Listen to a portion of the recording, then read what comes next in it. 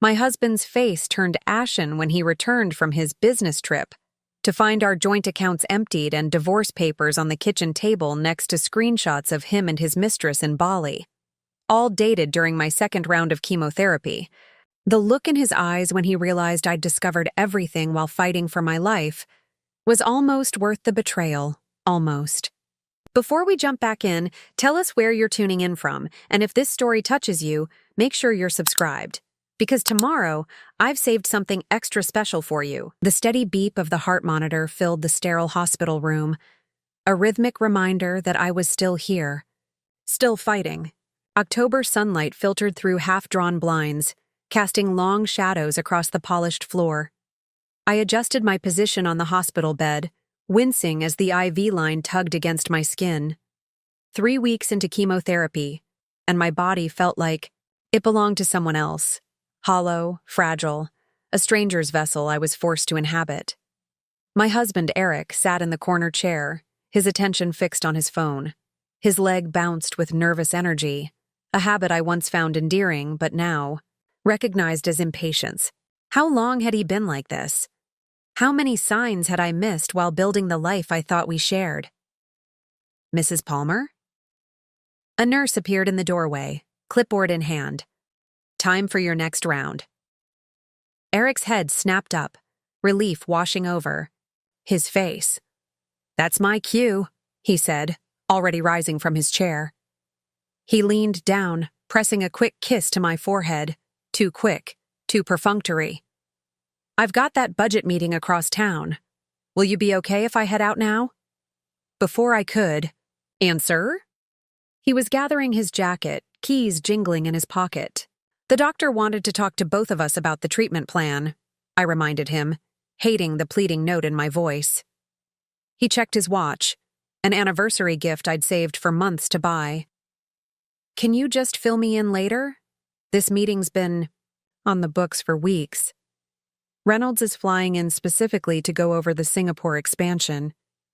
The nurse busied herself with my charts, her face carefully neutral, but I caught the slight tightening around her eyes. She'd seen this before, the partners who couldn't handle illness, who found every excuse to escape the reality of hospital rooms and medication schedules. Sure, I said finally. Go. He was out the door before the word fully left my mouth, the scent of his cologne lingering behind him like a taunt. The nurse, Danny according to her name tag, adjusted my IV without comment. 5 years, I said into the silence. She glanced up. Pardon? 5 years we've been married, together for 8. I stared at the ceiling, counting the tiny holes in the acoustic tiles. When did he become a stranger? Danny's hands were gentle as she checked my vitals. Cancer changes everything, she said quietly. Some people rise to the occasion, others. She didn't need to finish. I'd seen the pamphlets in the oncology waiting room, the ones discussing relationship strain during illness. I just never thought they'd apply to us. My phone chimed with a text message. Eric, meeting running late. Don't wait up. Love you. 3. Months ago, I would have believed him without question. Eric Palmer, rising star at Next Gen Financial, devoted husband, the man who promised to stand by me in sickness and in health. Now, doubt crept in like the nausea that followed each chemo treatment, insidious, inescapable. Ready for your treatment, Mrs. Palmer? Danny asked. Please call me Rachel. Rachel, then. Her smile was kind, lacking the pity I'd grown to despise. Let's get you through this round. As the medication began to flow through my veins, I closed my eyes and tried to remember when things had been good between us. The honeymoon in Costa Rica, hiking through lush rainforests, falling asleep to the sound of distant waves. Our tiny, first apartment, barely bigger than a shoebox, but ours. The way Eric used to look at me across crowded rooms, like I was the only person worth seeing. When had that changed? Before the diagnosis? After? Or had it been happening so gradually that I'd failed to notice until it was too late? Home was a modern townhouse in the suburbs, all clean lines and neutral tones. We'd bought it 2 years ago, celebrating with champagne on the empty living room floor, dreaming of the family we'd build within its walls. Now, it felt too big, too quiet, a showcase of the life we'd planned rather than the one we were living. I dropped my bag by the door, exhaustion seeping into my bones. Chemo days were always the worst, the fatigue, the nausea, the bone-deep ache that no painkiller seemed to touch. All I wanted was to sleep, but my mind raced with unanswered questions. Eric's side of the closet was in disarray, unusual for a man who color-coded his dress shirts. His suitcase was missing, along with several casual outfits he rarely wore, to the office. On the bedside table, his passport was gone from its usual drawer. Singapore expansion, budget meetings, late nights at the office. The excuses piled up like autumn leaves, fragile and ultimately transparent. I sank onto the edge of the bed, our wedding photo staring back at me from the nightstand. We looked happy, impossibly young, unaware of what lay ahead. Would we have made different choices if we'd known? Would he have walked away before vows were exchanged, before the word cancer entered our vocabulary? My laptop sat on the desk in our home office, the space we'd once talked about converting to a nursery. I wasn't looking for anything specific. When I opened his emails, or perhaps I was, and couldn't admit it to myself. Our accounts were linked, a practical decision made years ago that now felt like an unexpected gift. There it was, buried among work correspondence and promotional emails, a confirmation for a resort in Bali, not Singapore. Bali. For 2 people, deluxe ocean view suite, romantic package including couples massage and sunset dinner on the beach. Dates. Exactly when he claimed to be in Singapore for the expansion project. My hands shook as I scrolled through his recent emails, finding flight confirmations, restaurant reservations, an itinerary that had nothing to do with business and everything to do with pleasure. And a name I didn't recognize repeated throughout. Vanessa Reed. A quick social media search revealed her. Gorgeous, younger, working in Eric's department according to her LinkedIn profile. The perfect cliché. The office affair while the wife battled cancer at home. I should have felt rage. Instead, a strange calm settled over me, as if I'd been bracing for this blow without realizing it. The certainty was almost a relief after months of doubts and questions. My phone rang, cutting through the silence. Eric's smiling face appeared on the screen, a photo taken on our last anniversary, before the diagnosis changed everything. "Hey," I answered, surprised by the steadiness of my voice. "How was treatment?" He sounded distracted, airport announcements barely audible in the background. "The usual. Where are you right now?" A slight pause. "Just leaving the office." The meeting ran later than expected. The lie rolled off his tongue so effortlessly that I almost admired his commitment. Almost. "That's funny," I said conversationally, "because it sounds like you're at an airport." Another pause, longer this time. "I was going to tell you tonight. Reynolds wants me to fly to Singapore last minute. The expansion timeline got moved up." Singapore?" I repeated. "Not Bali?" The silence that followed told me everything I needed to know. When he finally spoke, his voice had changed, defensive now. "Rachel, I can explain." "I'm sure you can," I interrupted, surprised by my own composure. "You've been explaining things away for months now. Late nights, missed appointments, the way you can barely look at me since I lost my hair." "That's not fair," he protested. "This has been hard on me too." Something snapped inside me.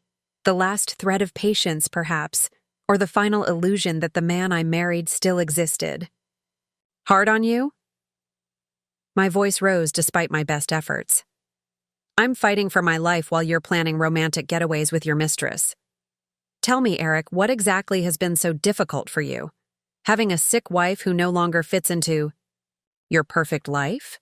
Having to pretend you give a damn about my treatment when you'd rather be anywhere else? With anyone else?" "It's not like that," he insisted. but there was no conviction behind the words. "Look, we can talk about this when I get back. It's complicated." "No," I said quietly. "It's actually very simple. You made vows, and you broke them. While I was sitting in a hospital chair having poison pumped into my veins to keep me alive, you were booking couples massages with another woman." In the background, a final boarding call echoed. He had a choice to make: stay on the line and fight for our marriage, or board that plane to Bali, to her. Preparing and narrating this story took us a lot of time, so if you are enjoying it, subscribe to our channel. It means a lot to us. Now back to the story. "I have to go," he said finally. "My flight's boarding. We'll figure this out when I get back. I promise." The line went dead before I could respond. My last glimpse of the man I thought I knew, a coward running away from the mess he'd created. I sat in the growing darkness of our bedroom, the evidence of his betrayal glowing from my laptop screen. 8 years together, reduced to flight confirmations and resort bookings. The future we'd planned, gone in an instant. Tomorrow he would be in Bali with Vanessa, drinking cocktails on the beach while I sat in the oncology ward. The unfairness of it burned in my chest, a different kind of pain from the cancer, sharper, cleaner, and strangely energizing. I picked up my phone again, scrolling through contacts until I found the name I was looking for. It was time to make some changes of my own. "Hello, Rachel." My father's voice, warm and familiar, wrapped around me like a blanket. "How are you feeling, sweetheart?" "Not great, Dad," I admitted, tears finally threatening to fall. "I need your help with something important." As I explained what I'd discovered, what I needed to do, a plan began to take shape, not just for survival, but for justice. Eric had made his choice. Now it was time to make mine. Morning arrived with unforgiving brightness, sunlight streaming through curtains I hadn't bothered to close. My body ached from sleeping in the guest room. I couldn't bear to lie in our bed, not after what I'd discovered. The house felt different somehow, as if Eric's betrayal had altered its very foundation, turning a home into just another place filled with things. I reached for my phone, half expecting frantic messages from Eric trying to explain, to justify his actions. Instead, there was nothing but a clinical update from my cancer treatment app, reminding me to log my symptoms. The silence spoke volumes. He'd made his choice and was currently enjoying paradise with Vanessa, while I faced another day of fighting for my life. The bathroom mirror reflected a woman I barely recognized. Chemotherapy had stolen my thick auburn hair, leaving behind a soft fuzz that did little to hide the paleness of my scalp. Dark circles shadowed eyes that had once been my best feature. I touched my hollowed cheek, remembering how Eric had slowly stopped looking at me as the treatment progressed, as if my illness were contagious or somehow offensive. "Stop it," I told my reflection firmly. "This ends today." I had two options: collapse under the weight of betrayal and illness, or take control of what little I could. The choice was obvious, even if the path forward wasn't. My father arrived an hour later, letting himself in with the spare key he'd always kept. At 63, Thomas Bennett remained imposing, a retired attorney whose courtroom experience had taught him to hide emotion behind careful composure. Today, though, he made no attempt to conceal his anger. "I called Patricia," he said, setting down his briefcase on the kitchen counter. Patricia Willis had been his colleague for decades, one of the city's most formidable divorce attorneys. "She can see you this afternoon." I nodded, gratitude washing over me. No questions about reconciliation, no suggestion that I might be overreacting, just immediate, practical support. "Thank you, Dad." He squeezed my shoulder, his touch gentle despite his evident fury. "No one does this to my daughter, Rach. No one." While my father made calls in the living room, I sat at the kitchen table with my laptop, surveying our financial landscape. Eric and I had maintained joint accounts for most of our expenses: mortgage, utilities, savings, investments. My nursing, Career had been put on hold when the diagnosis came, leaving me financially dependent on his income as a financial executive. The irony wasn't lost on me. A man who managed millions for his clients had left his sick wife vulnerable. But Eric had made one critical mistake. He'd forgotten that I'd handled our household finances for years. I knew every account, every password, every investment. While he'd been steadily detaching from our marriage, I'd been managing the day-to-day practicalities of our lives, including our money. My hands trembled slightly as I logged into our primary checking account. The balance sat at $23,467. 32, our emergency fund that I'd insisted we maintain. Next came the savings account with $78,215. 64, money we'd been setting aside for a down payment on a vacation property. The investment portfolio followed, worth roughly $215,000 after the recent market downturn. Finally, Eric's separate bonus account, where he deposited his quarterly performance bonuses, currently holding $42,950. All told, nearly $360,000 in liquid assets. Not a fortune, but enough to give me breathing room. Enough to ensure I wouldn't be left destitute while fighting cancer and a divorce simultaneously. My name was on every account except the bonus one, but as his spouse in a community property state, I had legal claim to half of everything. The question was, what to do next? Legal action would take time we didn't have. Eric could drain the accounts the moment he suspected I knew about his affair. The thought of him using our savings to extend his tropical getaway with Vanessa made something harden inside me. My father returned to the kitchen, his expression grim. Patricia says to secure your finances immediately. Today. She's seen too many clients left with nothing when spouses get wind of divorce plans. I stared at the screen, at the numbers that represented years of our shared life and work. Is it legal for me to move the money? Dad sat beside me, his lawyer's mind clearly running through statutes and precedents. You're not hiding assets. That would be problematic. But protecting what's legally yours from dissipation? Absolutely defensible, especially given the circumstances. What if he fights it? Let him, my father said simply. No judge is going to look kindly on a man who abandons his cancer-stricken wife for a tropical vacation with his mistress. The starkness of those words, cancer-stricken wife, mistress, hit me afresh. How had this become my reality? I need your help with something else, I said, straightening in my chair despite the fatigue weighing me down. I need proof. Pictures, messages, anything concrete showing he's in Bali with her, just in case he tries to deny it. Dad nodded, understanding immediately. I know someone. Former client works in digital investigation. He can get that for you, ethically and legally. While my father made another call, I opened a separate browser tab and navigated to my bank's website. With steady hands, I created a new checking account in my name only. Then another for savings. The process was remarkably simple, just a few clicks to establish financial separation after years of shared resources. Next came the harder part. I began transferring funds, $20,000 from the joint checking to my new account, leaving enough to cover any pending transactions. Then $70,000 from savings, again leaving a buffer. The investment portfolio was more complicated, requiring phone verification, but within an hour, instructions had been placed to liquidate half and transfer the proceeds to my new accounts. The bonus account presented a challenge. My name wasn't on it.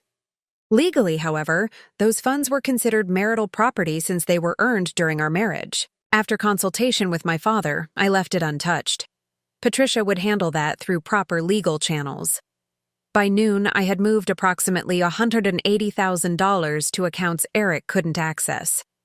Not everything we had, but enough to ensure I could support myself through treatment and beyond, enough to show him I wasn't helpless, enough to prove I wouldn't be a victim twice over. Done, I said, closing my laptop with a finality that felt appropriate to the moment. Dad checked his watch. "Patricia's office in an hour. Do you need to rest first?" The concern in his voice reminded me of my physical reality. The cancer, still growing inside me, the treatments weakening my body even as they fought to save my life. But somehow, taking action against Eric's betrayal had energized me in a way nothing had since the diagnosis. "No," I said, rising from the table. "I'm done resting. Let's go." Patricia Willis's office occupied the 15th floor of a downtown high-rise, the kind of sleek, modern space that whispered of expensive retainers and high-profile cases. She greeted me with a firm handshake, her steely gray eyes assessing without pity exactly what I needed. "Thomas explained the situation," she said, gesturing toward plush chairs across from her imposing desk. "First, let me say I'm sorry about both your health challenges and your husband's reprehensible behavior." "Thank you," I said, settling into the chair as comfortably as my aching body allowed. Patricia opened a leather portfolio, clicking her pen with decisive precision. "I understand you've already secured a portion of your marital assets?" "Yes, about half of our liquid funds." She nodded approvingly. "Good. Too many clients wait until it's too late." She made a quick note before continuing. "Now, Rachel, I need to understand your priorities. What matters most to you in this divorce?" The question caught me off guard. What did matter most? Financial security? Punishment for Eric? Just getting through it as quickly as possible to focus on my health? "I want what's fair," I said finally.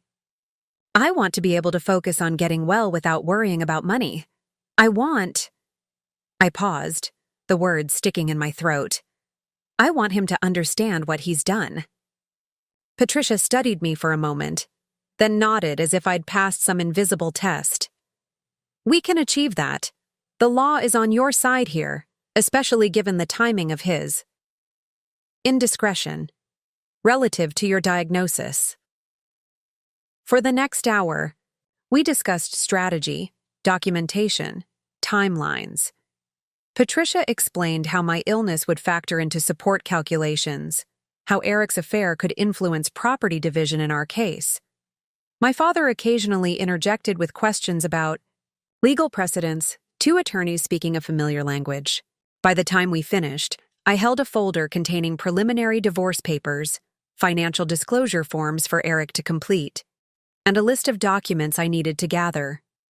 The path forward was clearer than it had been that morning, though no less painful.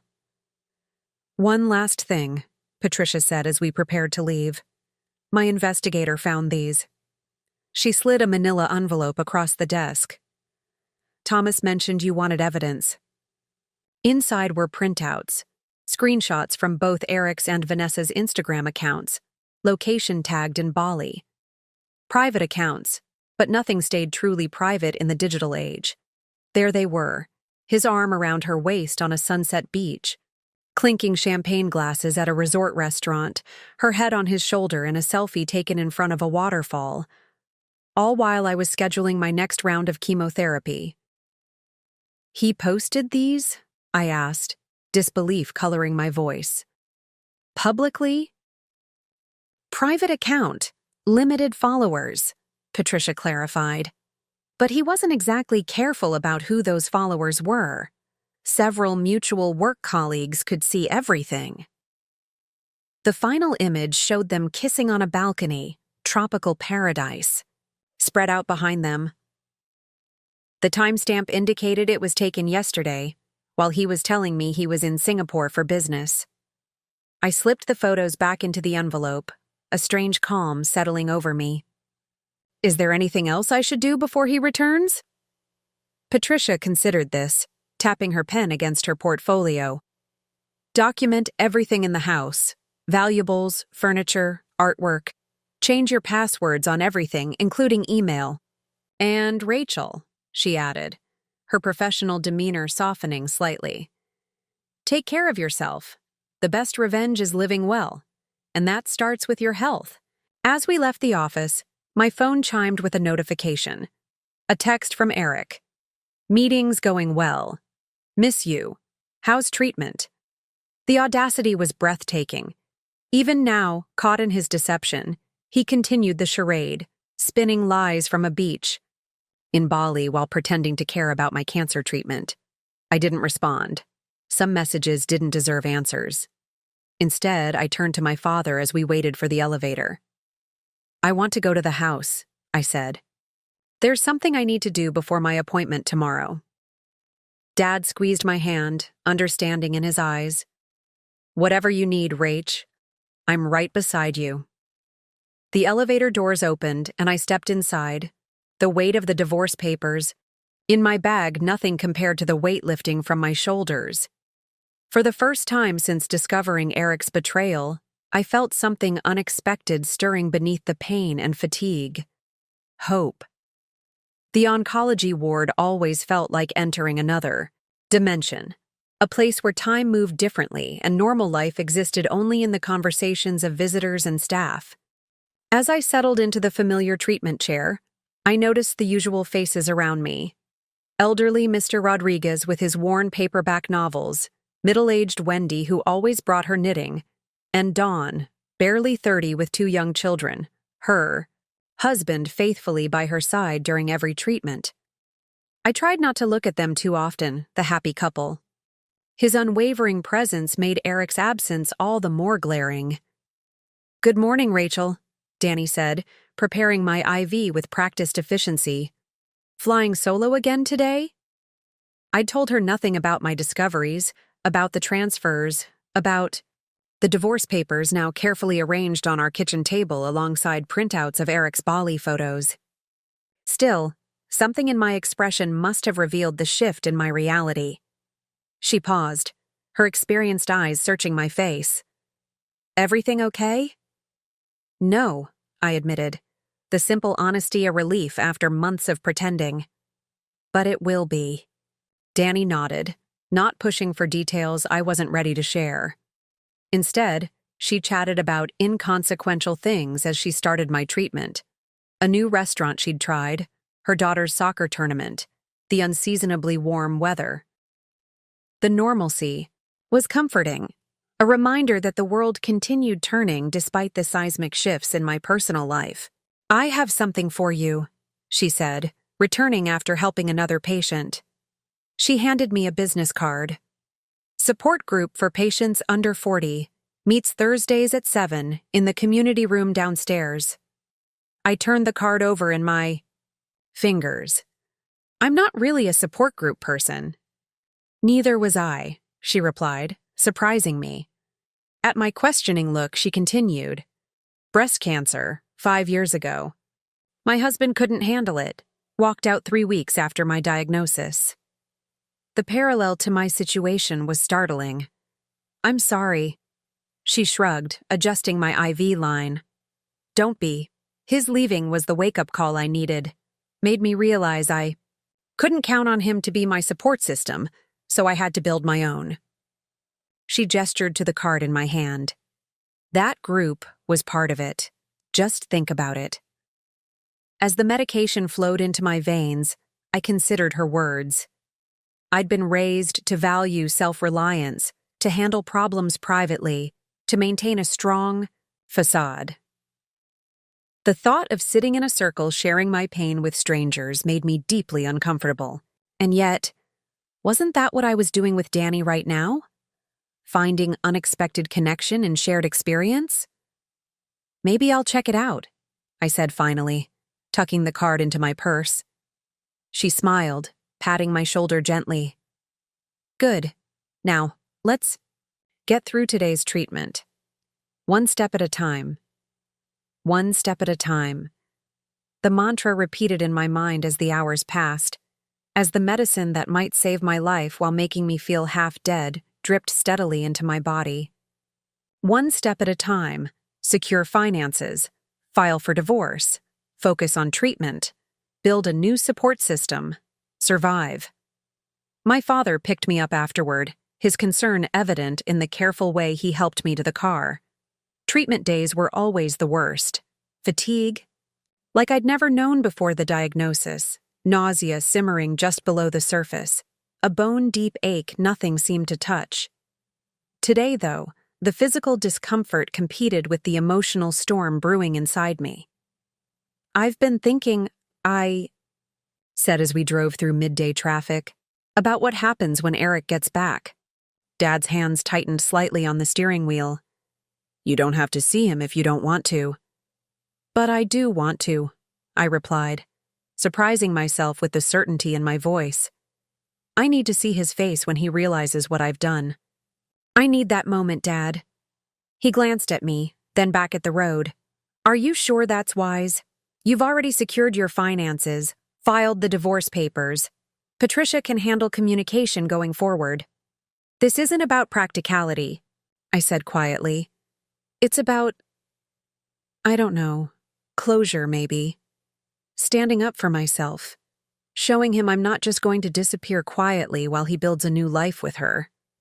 After a long moment, Dad nodded. "All right, but I'm staying close by when he returns, just in case." "He's not violent," I said automatically, then hesitated. Did I really know that? Did I really know Eric at all anymore? But I wouldn't mind. The backup. We spent the afternoon at my parents' house, my childhood home where the guest room remained unchanged from my teenage years. While my father made calls and coordinated with Patricia, I lay on the familiar bed, staring at the ceiling, where glow-in-the-dark stars I'd placed at 16 still faintly clung. The room felt like a time capsule from a simpler era, before cancer and betrayal had rewritten my life story.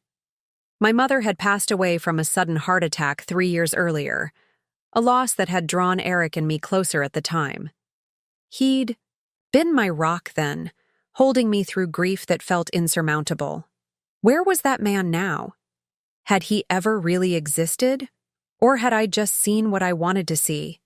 I must have dozed off, because the next thing I knew, my father was gently shaking my shoulder. "Rachel, wake up! Your phone's been buzzing." Blinking away sleep, I checked the screen to find 3 missed calls from Eric and a text. "Landing soon. Flight got moved up. Be home around 8. Love you." The casual "love you" made my stomach turn. How easily the words came to him even now. I sat up, wincing at the stiffness in my joints, another lovely chemo side effect. "He's coming home tonight." Dad frowned. "Earlier than expected." "Good," I said, swinging my legs over the edge of the bed. "Let's get everything ready." By 7, we'd returned to my house. No, the house, I corrected myself mentally. Not mine anymore. Not really. Just another asset to be divided. Dad had insisted on picking up dinner, but the thought of food made my stomach clench. Instead, I focused on the final preparations. The divorce papers sat on the kitchen table, arranged beside printouts of the Bali photos, his Instagram posts, screenshots, from Vanessa's account showing the 2 of them. Next to these, I placed bank statements showing the transfers I'd made, a calculated move to demonstrate I'd acted openly, not secretly.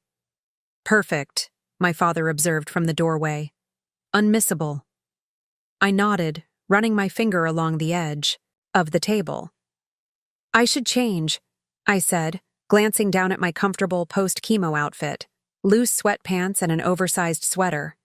"Why?" Dad's question was pointed. "Because he's bringing home the woman who's been dating his fantasy version of you? Let him see the reality he's been avoiding." The bluntness stung, but he wasn't wrong. Eric had been running from the reality of my illness from the beginning, the physical changes, the constant fatigue, the medical discussions. Part of his betrayal was an escape from being forced to confront human fragility through my cancer. "You're right," I conceded. "This is who I am now. If it makes him uncomfortable, that's his problem." I moved around the kitchen, brewing a ginger tea to settle my queasy stomach. The motions felt surreal, domestic routines continuing even as my marriage crumbled. Out of habit, I nearly made enough for 2 before catching myself. What if he doesn't come home?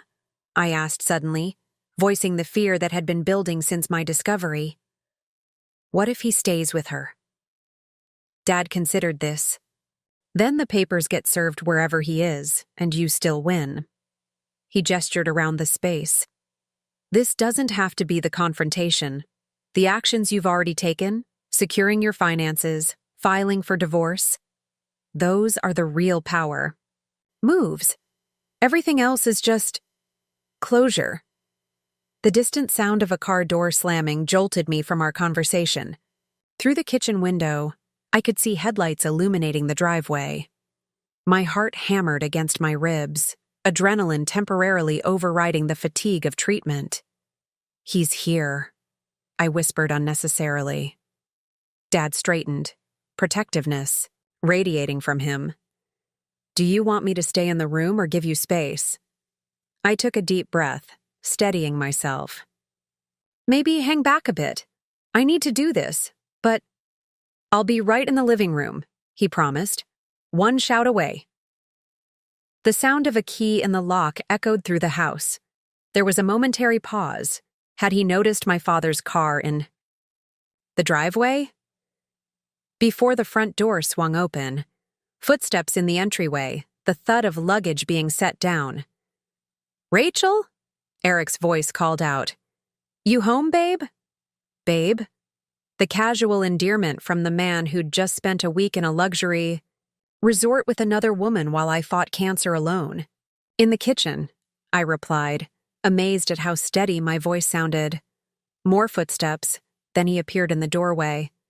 Eric looked tanned and rested, his normally clean-shaven face sporting fashionable stubble, his blue eyes bright from his vacation.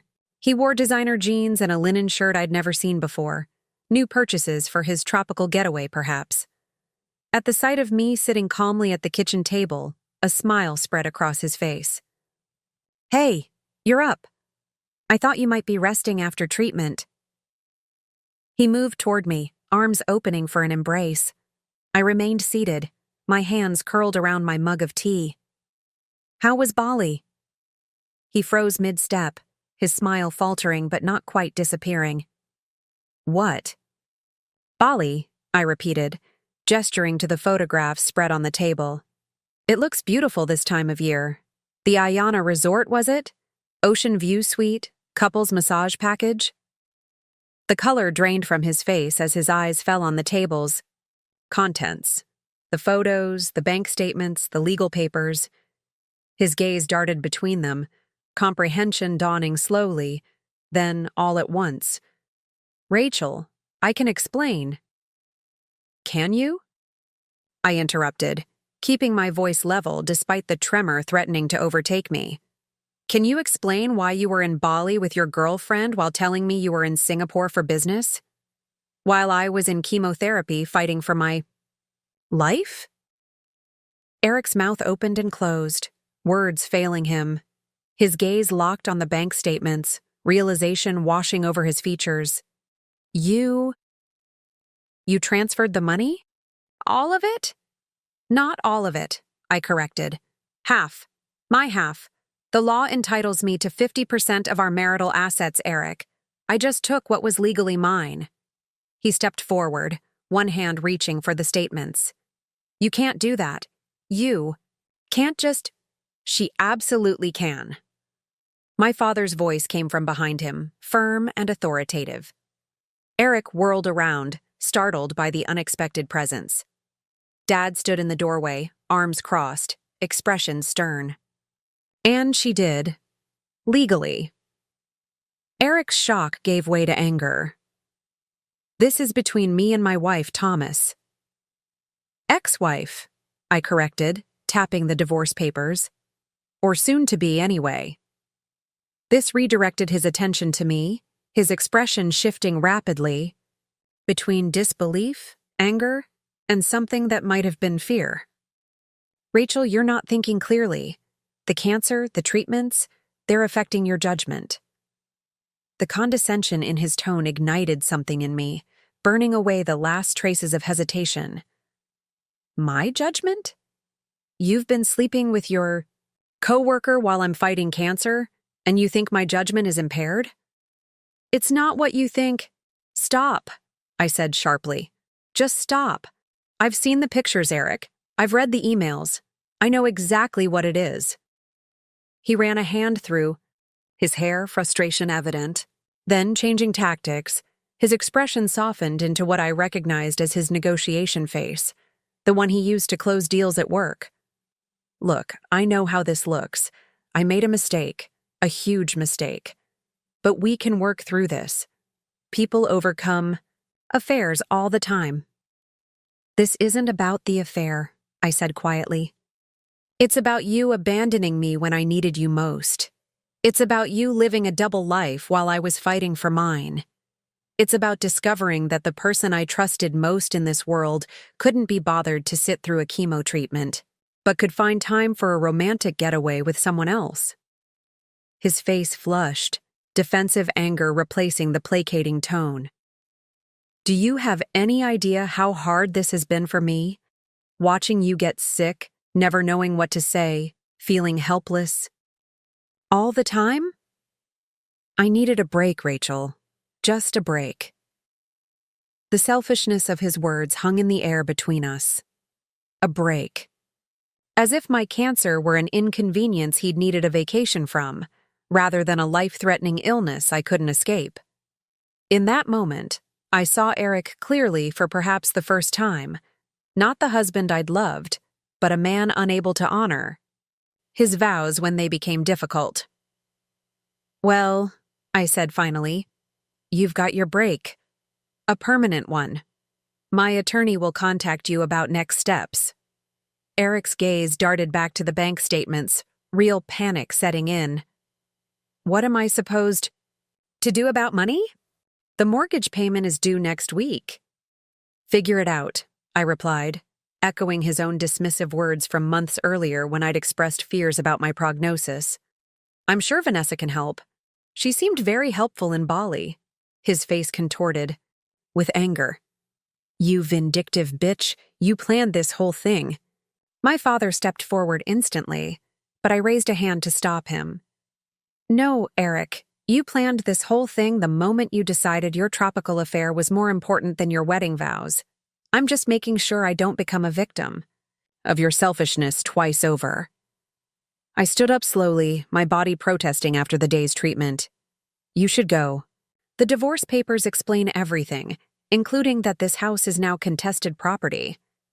My attorney has arranged temporary housing for me elsewhere. This is my house too, he protested. You can't just kick me out. I'm not, I replied calmly. Stay if you want. But I won't be here, and half the furniture won't either. The movers are coming tomorrow. His eyes widened at this final evidence of how thoroughly I had prepared, how completely I had wrested control from him. Rachel, please. We need to talk about this rationally. We're past talking, I said, gathering the photos and statements into a neat pile. Check your email. My lawyer sent everything you need to know. As I moved to leave the kitchen, Eric reached for my arm. Wait. My father was between us instantly, his voice low and dangerous. Don't. Eric backed away, hands raised in surrender. The fight seemed to drain out of him all at once, replaced by the dawning realization that his comfortable life had imploded. He looked lost standing in our kitchen, a stranger in what had once been our shared home. I paused at the doorway, turning back one last time. You know what the worst part is? I would have forgiven almost anything if you'd just been honest. If you'd told me you couldn't handle my illness. If you'd asked for a separation. If you'd shown even a fraction of courage. Instead, you lied and snuck around behind my back while I was at my most vulnerable. He had no response to that, no defense that could possibly justify his actions. Goodbye, Eric, I said softly, and walked out of the kitchen, out of my marriage, and into whatever waited on the other side of betrayal. As I stepped into the cool evening air, my father's steady presence beside me, I felt something unexpected beneath the pain and fatigue, something that might, with time, grow into strength. My father's guest room became my sanctuary in the days that followed. After years of independence, returning to my childhood home felt like both a regression and a relief. The familiar surroundings provided comfort as my body battled both cancer and the aftershocks of betrayal. The movers had collected my essential belongings from the house while Eric was at work: clothes, personal items, the jewelry my mother had left me, photo albums that predated my marriage. I'd left the furniture we'd chosen together, the wedding gifts, the accumulated trappings of a life that no longer existed. Material things seemed inconsequential compared to the battle for my health and dignity. 3 days after the confrontation, the text began, "Please call me. We need to talk about this." Then, "You can't just cut me off financially like this. I have bills to pay." And later, my card was declined at dinner. "This is getting ridiculous, Rachel." I forwarded each message to Patricia without responding. She had advised minimal contact, everything through proper legal channels. "Don't give him ammunition," she'd warned. "Every direct communication is a chance for him to manipulate the narrative." Morning brought a string of missed calls and a voicemail I couldn't bring myself to delete before listening. "Rachel, it's me." Eric's voice sounded strained, desperate. "The mortgage company called. The payment's overdue. My credit cards are maxed out from the trip, and I can't access our savings. Please be reasonable.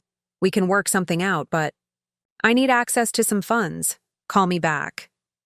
No apology, no acknowledgement of the affair, just concern about money and inconvenience. I deleted the message and blocked his number. An hour later, my phone rang with an unfamiliar number. Against my better judgment, I answered. "Rachel, don't hang up." It was Vanessa. The sound of her voice, younger than I'd expected, oddly tentative, sent a shock through my system. "How did you get this number?" I managed, gripping the phone tightly. "Eric gave it to me." A pause. He's not doing well. He can't pay his bills. He might lose the house." I cut her off. "Why is any of that my concern?" Her tone turned, pleading. "Look, I know you're upset." "Upset?" I repeated, incredulous. "My husband had an affair while I was undergoing chemotherapy. Upset doesn't begin to cover it." "It wasn't like that," she protested. "He was lost, struggling with your illness. He needed someone to talk to, and things just happened." The audacity stunned me momentarily. "Let me make something very clear," I said finally, my voice steady despite the rage building inside me. "Eric made his choices. Now he's living with the consequences. If you're calling to convince me to bail him out financially, you're wasting your time." "But he could lose everything," she insisted. "So could I," I replied. "I'm fighting stage 3 cancer with a 50-50 survival rate. Forgive me if I'm not particularly concerned about Eric's mortgage payment." Silence stretched between us. Then, surprisingly, her voice softened. "I didn't know it was that serious. He said you were getting treatment, but he made it sound routine." Of course he had. Eric had been minimizing my illness from the beginning, even to his mistress. "Well, now you know. Anything else?" Another pause. "No, I'm sorry for calling." "I'm sorry too," I said, though not for the reason she might assume. I ended the call, then sat staring at the phone, processing what had just happened. The woman my husband had chosen over me had called to plead his case, not even realizing the severity of what I was facing. How little he must have told her about my condition, about our life together. Had their entire relationship been built on carefully curated half-truths? My father found me still sitting there, lost in thought. "Everything okay?" I told him about the call, watching his expression darken with each detail. When I finished, he shook his head in disbelief. "The nerve of that woman," he muttered. "And Eric, using her to try to get to you. Despicable." "It's done now," I said, more tired than angry. "I've blocked her number too." Dad sat beside me on the bed, his weight creating a familiar dip in the mattress. Patricia called while you were resting. Eric's lawyer contacted her about access to funds. What did she say? That they can discuss asset division during mediation, which is scheduled for next month. In the meantime, he has access to his personal accounts and credit. If he's in financial straits, that's due to his own spending habits, not your actions. Relief washed over me. Patricia's firm handling of the situation meant I could focus on what mattered most, my next treatment, scheduled for tomorrow. The oncologist's office called too, Dad continued. They wanted to confirm your insurance status. I told them there's been no change. You're still covered under your policy. That had been my greatest fear when filing for divorce, losing health insurance while battling cancer. Thankfully, I'd been the primary policyholder on our plan through my nursing job. Though on medical leave, my benefits continued under the hospital's policy for employees with serious illnesses. Thank you for handling that, I said, squeezing his hand. I don't know what I'd do without you right now. His eyes misted slightly. Your mother would be proud of you, Rach. She always said you had a core of steel underneath all that compassion. The mention of my mother brought both comfort and fresh pain. How I wished she were here now, with her practical wisdom and unfailing support.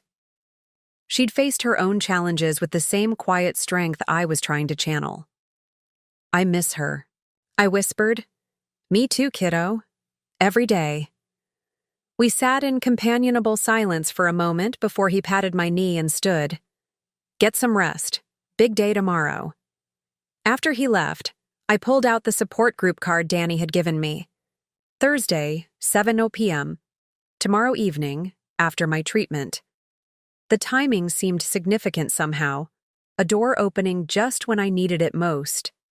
Morning came with the now familiar wave of anxiety that preceded each treatment. The oncology ward welcomed me with its strange combination of clinical efficiency and human warmth. Danny greeted me with a smile that turned questioning when she saw my father instead of Eric beside me. Changes in the home front? She asked quietly while preparing my IV. You could say that, I replied. Divorce papers filed, finances separated, new living arrangements. Her eyes widened slightly before her professional composure returned. Good for you, she said simply, securing the IV line with practiced gentleness. How are you holding up? One day at a time, I admitted. Actually, I was thinking about that support group you mentioned. Is it too late to join? Her smile returned, warmer now. Never too late. I'll be there tonight too. I help facilitate. No pressure to share if you're not ready. The treatment passed in a haze of medication and fatigue. By late afternoon, I was settled back in my father's guest room, trying to gather the energy for the evening meeting. Part of me wanted to cancel, to surrender to the exhaustion pulling at my limbs. The larger part recognized I couldn't face this journey alone. You sure you're up for this? Dad asked as he drove me to the hospital that evening. No one would blame you for taking a night off. I need to do this, I said, watching familiar streets pass by the window. I need to find people who understand. The community room was set up with chairs in a circle, refreshments on a side table, soft lighting creating an atmosphere of casual intimacy. 7 people were already seated, a mix of ages and backgrounds with one unmistakable commonality: the look of those who had faced mortality and been forever changed by the encounter. Danny spotted me hovering in the doorway and came over, touching my arm lightly. So glad you made it. Let me introduce you. She led me to the circle where faces turned toward me with expressions of quiet welcome. Everyone, this is Rachel. She's joining us tonight. Simple nods, murmured greetings. No pressure, no expectations. A woman about my age with a colorful scarf wrapped around her head patted the empty chair beside her. First time's the hardest, she said with a gentle smile. I'm Mia, stage 2 lymphoma, 6 months into treatment. Rachel, I replied, settling into the chair. Stage 3 breast cancer, 4 months in, and newly separated. Mia's eyes reflected understanding without pity. Double whammy. Been there. Before I could respond, the meeting began, facilitated by a social worker named Keith and Danny. The format was casual. People shared if they wanted to, others simply listened. Topics ranged from treatment side effects to insurance battles to family reactions. When my turn came, I surprised myself by speaking. My husband left me for another woman while I was undergoing treatment, I said, the words falling into the supportive silence. I found out last week that he was on vacation with her in Bali while telling me he was on a business trip. No gasps of shock, no platitudes about things getting better. Just nods of recognition from several members. "What did you do?" asked an older man with kind eyes and a surgical scar visible above his collar. "I transferred half our assets to accounts he can't access, filed for divorce, and moved out while he was still on his trip." This brought several smiles and one "good for you" from across the circle. "How are you feeling about it now?" Keith asked gently. I considered the question, appreciating its complexity. Angry, hurt, scared about facing cancer without a partner, but also relieved in a way. The marriage was already dying before I found out about the affair. Finding those photos just forced me to admit it. Mia nodded beside me. My fiancé couldn't handle my diagnosis either. He didn't cheat. He just faded away. Fewer visits, shorter calls. The engagement ring went back in the mail 6 weeks after I started chemo. "Were there signs?" I asked. "Before the diagnosis, I mean." She considered this. In hindsight, yes. He loved the idea of me, the successful, energetic woman he proposed to. Cancer showed me he wasn't prepared to love the sick, uncertain version. She shrugged, a gesture of hard-won acceptance. Better to learn that before marriage than after. Her words resonated deeply. Had Eric loved me, or just the idea of me? The healthy, capable wife who managed our home, supported his career, planned our future? When illness transformed me into someone who needed rather than provided support, he had sought comfort elsewhere. The remainder of the meeting passed in a blur of shared experiences and quiet validation. By the time it ended, I felt lighter somehow, as if speaking my truth to people who understood had lifted a burden I hadn't realized I was carrying. As I waited for my father to pick me up, Mia joined me in the hallway. We usually grab coffee after these meetings, a few of us. Nothing fancy, just the diner across the street. You're welcome to join. The invitation surprised me. I'm pretty wiped from treatment today. She nodded, understanding immediately. Rain check then. We're here every Thursday. She hesitated, then added, We also have a text group, just for days when everything feels impossible and you need someone who gets it. I found myself accepting her offer, exchanging numbers with a stranger who somehow didn't feel strange at all. As I watched her walk away to join the others, I realized something profound had shifted inside me. For months, I had been isolated in my illness, then in my marital crisis, fighting battles on multiple fronts with dwindling resources. Tonight, I had taken the first step toward building something Eric's betrayal had made me forget was possible. Community. Not to replace what I had lost, but to create something new from the rubble. When my father arrived, he studied my face with careful attention. "How was it?" "Good," I said, surprised by how much I meant it. "Really good." "Therapy group helping already?" he asked, a gentle tease in his voice. "Not therapy," I corrected. "Solidarity." As we drove home through the quiet streets, my phone buzzed with a text from an unknown number. "Welcome to the I. Club nobody wants to join. We've got your back. Mia and the Thursday Night Warriors." I smiled, saving the number to my contacts.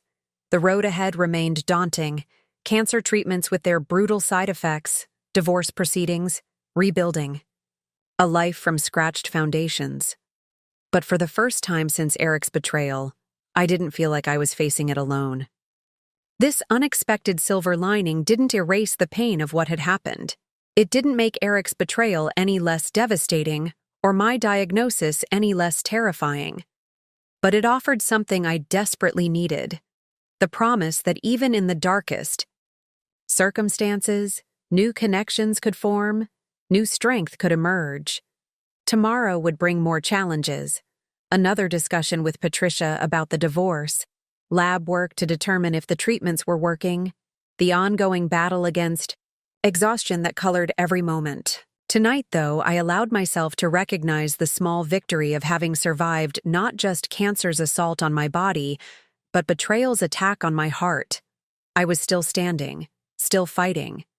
And now, no longer fighting alone. The next 3 weeks passed in a blur of medical appointments, legal consultations, and gradual adjustment to my new reality. Living with my father offered security and comfort, but we both recognized it was a temporary solution. At 43, I needed to reclaim my independence, even with the ongoing challenges of treatment. "Any promising listings?" Dad asked over breakfast, nodding toward my laptop where I'd been scrolling through rental properties. "A few," I admitted, turning the screen to show him a modest 1-bedroom apartment 15 minutes from the hospital. "This one's available next month. The lease terms are flexible, which works with all the uncertainty right now." He studied the listing, then met my eyes. "You're sure about this? There's no rush, Rachel. You know you can stay here as long as you need." "I know," I said, reaching for his hand across the table. "And I'm beyond grateful. But I need to start rebuilding on my own terms. A place that's just mine, with no memories of Eric." Dad nodded, understanding in his eyes. "Your mother was the same way after her surgery years ago. Couldn't wait to get back to normal life, even when normal had changed." The comparison warmed me. My mother had faced her own health crisis when I was in college, a complicated heart surgery that had required months of recovery. She'd approached it with the same determination I was trying to channel now. "I'll call about the apartment today," I decided. "See if I can view it this weekend." My phone buzzed with a calendar reminder: mediation session with Eric and our respective attorneys tomorrow morning. The thought sent a wave of anxiety through me, tempering the small optimism I'd been nurturing.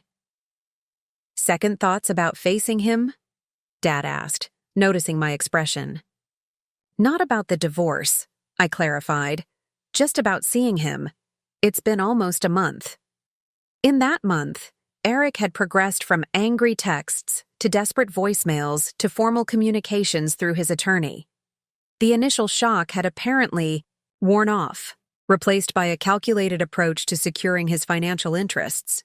Patricia had kept me updated on his demands: immediate access to joint accounts, temporary support while his financial situation stabilized, postponement of asset division until my health crisis resolved.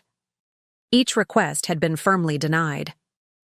My health wasn't an excuse to delay the inevitable, and his financial troubles weren't my responsibility to solve. The mediation would be our first face-to-face meeting since I'd walked out of our kitchen that night, divorce papers on the table. Between us. "You don't have to go alone," Dad reminded me. "I can drive you. Wait outside." I shook my head. "Patricia will be there, and I need to do this myself." The truth was, I needed to prove, to Eric, to myself, that I wasn't broken by his betrayal. That despite cancer and heartbreak, I remained capable of standing my ground. Later that afternoon, I met with Dr. Sharma, my oncologist, for my regular assessment. The sterile examination room had become almost familiar over the months, its institutional blue walls and medical posters a backdrop to the fight for my life. "Your latest scans show promising results," Dr. Sharma said, studying the images on her tablet. The tumor has reduced in size approximately 30% since we began treatment. Blood work is also showing improvement. Relief washed over me. So, the treatment is working? She nodded, her expression cautiously optimistic. It's responding well, but we need to continue the current protocol for at least another 3 cycles before reassessing. 3 more cycles, 3 more months of debilitating treatments, side effects, exhaustion. The thought was daunting, but less terrifying than the alternative. I've noticed you've been arriving with your father recently, Dr. Sharma commented as she updated my chart. Is your husband unable to attend? I hesitated, then decided on honesty. We're divorcing. He's no longer involved in my care. Dr. Sharma's fingers paused on her tablet, her gaze meeting mine with practiced compassion. I'm sorry to hear that. Unfortunately, it's not uncommon for relationships to face significant strain during cancer treatment. He had an affair, I said bluntly. While I was undergoing chemotherapy, her expression shifted slightly, professional neutrality giving way to momentary surprise before settling into something softer. That must be incredibly difficult, especially during this time. It is, I acknowledged. But in some ways, it's clarifying. Fighting 2 battles at once, cancer and a failing marriage, has shown me what I'm capable of handling. She considered this, then set her tablet aside. Support systems are crucial during treatment. Do you have people you can rely on? I thought of my father's unwavering presence, the Thursday night warriors from support group, Danny's quiet encouragement. Yes. Different than I expected, but yes. Good. She made a final note in my chart. I'm adding a referral to our psycho-oncology department. They specialize in the emotional aspects of cancer treatment, including major life disruptions like divorce. Entirely optional, but the resource is there if you want it. I thanked her, collecting the printed referral along with my updated treatment schedule. As I prepared to leave, Dr. Sharma touched my arm lightly. Rachel, I've been treating cancer patients for 20 years. The ones who survive and thrive aren't necessarily those with the most aggressive treatment plans or the best prognosis on paper. They're the ones who find purpose in the journey, who refuse to let cancer, or anything else, define their story. Her words stayed with me as I left the hospital, resonating with something taking shape inside me. For months, I had been defined by external forces. Cancer transforming my body, Eric's betrayal shattering my marriage. But in the wake of these events, I was gradually reclaiming definition of myself. The morning of the mediation arrived with gray skies and steady rain, weather suited to the somber task ahead. I dressed carefully, professional slacks and a comfortable blouse, a scarf covering my still-growing hair. Not to impress Eric, but to remind myself of the woman I was becoming. Resilient, determined, unwilling to be diminished by circumstance. Patricia met me outside the mediator's office, her confidence bolstering my own. Remember, she said as we waited, this is a negotiation, not a reconciliation. Stay focused on the legal matters, not emotional ones. I nodded, grateful for her clarity. What's our main goal today? Establishing the framework for asset division and making it clear that delaying tactics won't work. Your health situation doesn't change your right to an equitable settlement now. The door opened and a receptionist invited us into a conference room. Eric was already seated with his attorney, a polished man in his 50s whose expression gave nothing away. My eyes went immediately to Eric, assessing the changes a month had wrought. He looked thinner, the confident shine diminished. His normally impeccable appearance showed subtle signs of strain. Shirt slightly wrinkled, hair a bit too long. When he saw me, something flickered across his face. Regret, anger, concern. It passed too quickly to interpret. Mrs. Palmer, the mediator, greeted me, a neutral woman with gray-streaked hair and direct eyes. "Please, have a seat." The formality of being addressed by my married name jarred me. Soon I would reclaim my maiden name, Bennett, another step in reconstructing my identity. For the next 2 hours, we navigated the complex terrain of untangling lives once intertwined: bank accounts, retirement funds, property division, insurance policies, each item dissected with clinical precision. Patricia advocated firmly for my interests, countering each of Eric's attorney's attempts to delay or minimize. Eric spoke little, his gaze frequently drifting to me when he thought I wasn't looking. Once, during a discussion of the house sale, our eyes met directly. I held his gaze steadily, refusing to look away first. After a moment, he dropped his eyes to the documents before him. It was nearly noon when the mediator called a brief recess. As Patricia stepped out to take a call, I remained seated, reviewing the preliminary agreement taking shape. Eric's attorney left as well, heading toward the restrooms, leaving Eric and me alone for the first time since that night in our kitchen. The silence stretched between us, heavy with unspoken words. "You look better," he said finally, his voice unexpectedly gentle. "Healthier." I glanced up, weighing how to respond. "The treatments are working," I said simply. He nodded, fidgeting with his pen. "That's good. I'm glad to hear that." Another silence, this one crackling with tension. "Why her?" The question escaped before I could stop it, breaking Patricia's cardinal rule about keeping emotions separate from legal proceedings. Eric looked startled, then pained. "Rachel?" "No, I really want to know," I pressed, surprising myself with the steadiness of my voice. Was it just because she's healthy, young, available? Or was there something specific about her that was worth throwing away 8 years of marriage? He set the pen down carefully, as if buying time to formulate an answer. "It wasn't about her, not really. It was." He trailed off, then tried again. "When you got sick, everything changed. You changed. I didn't know how to be the person you needed.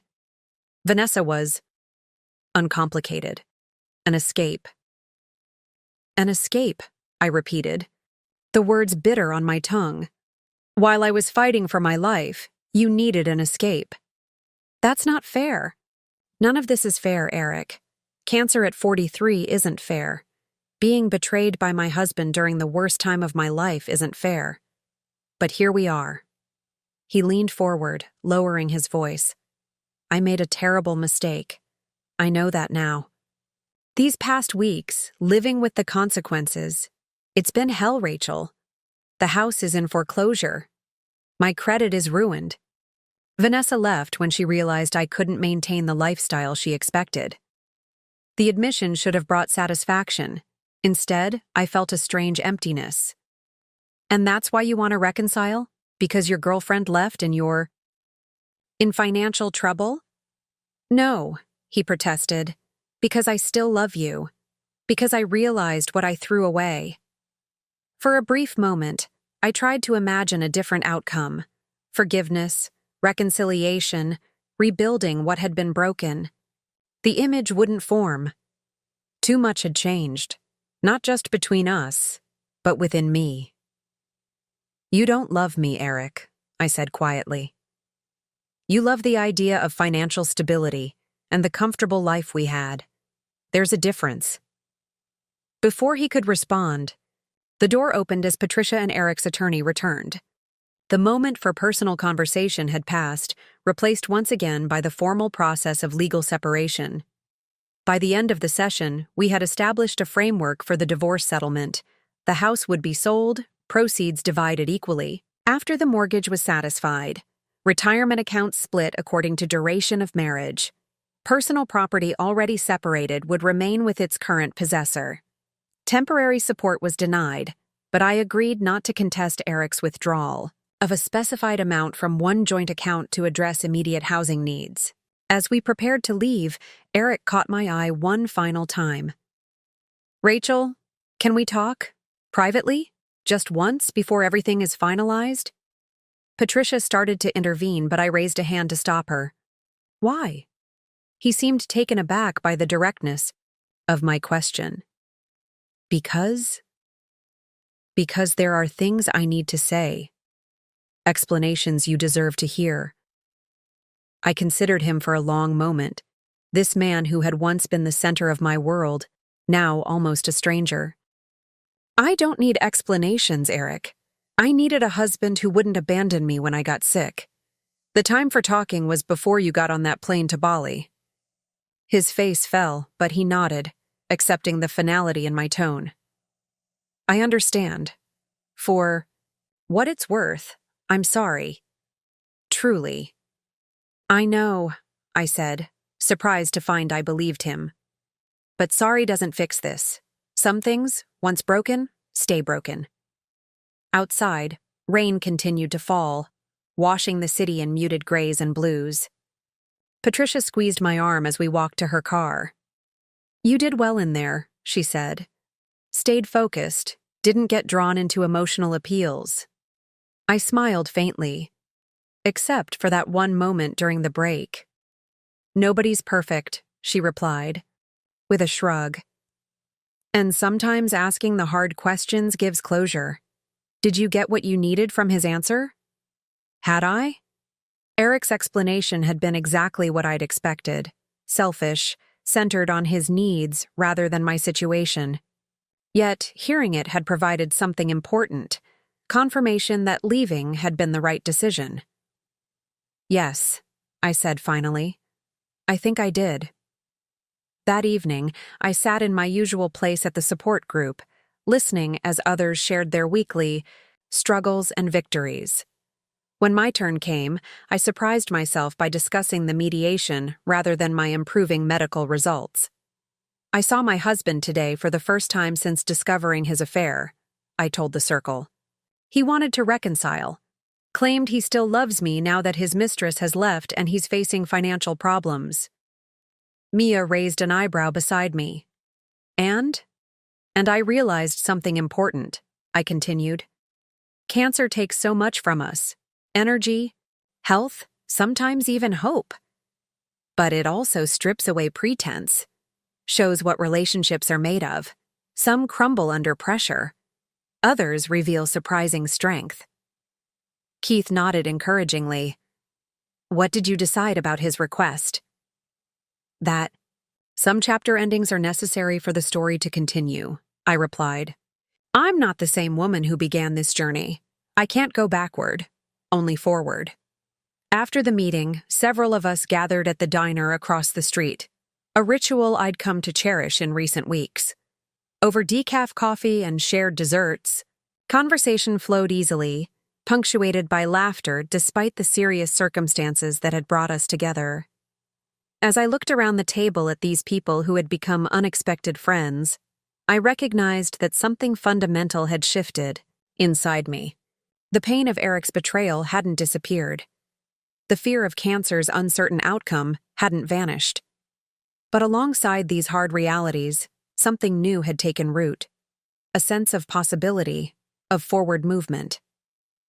Tomorrow I would view the apartment, take another step toward independence.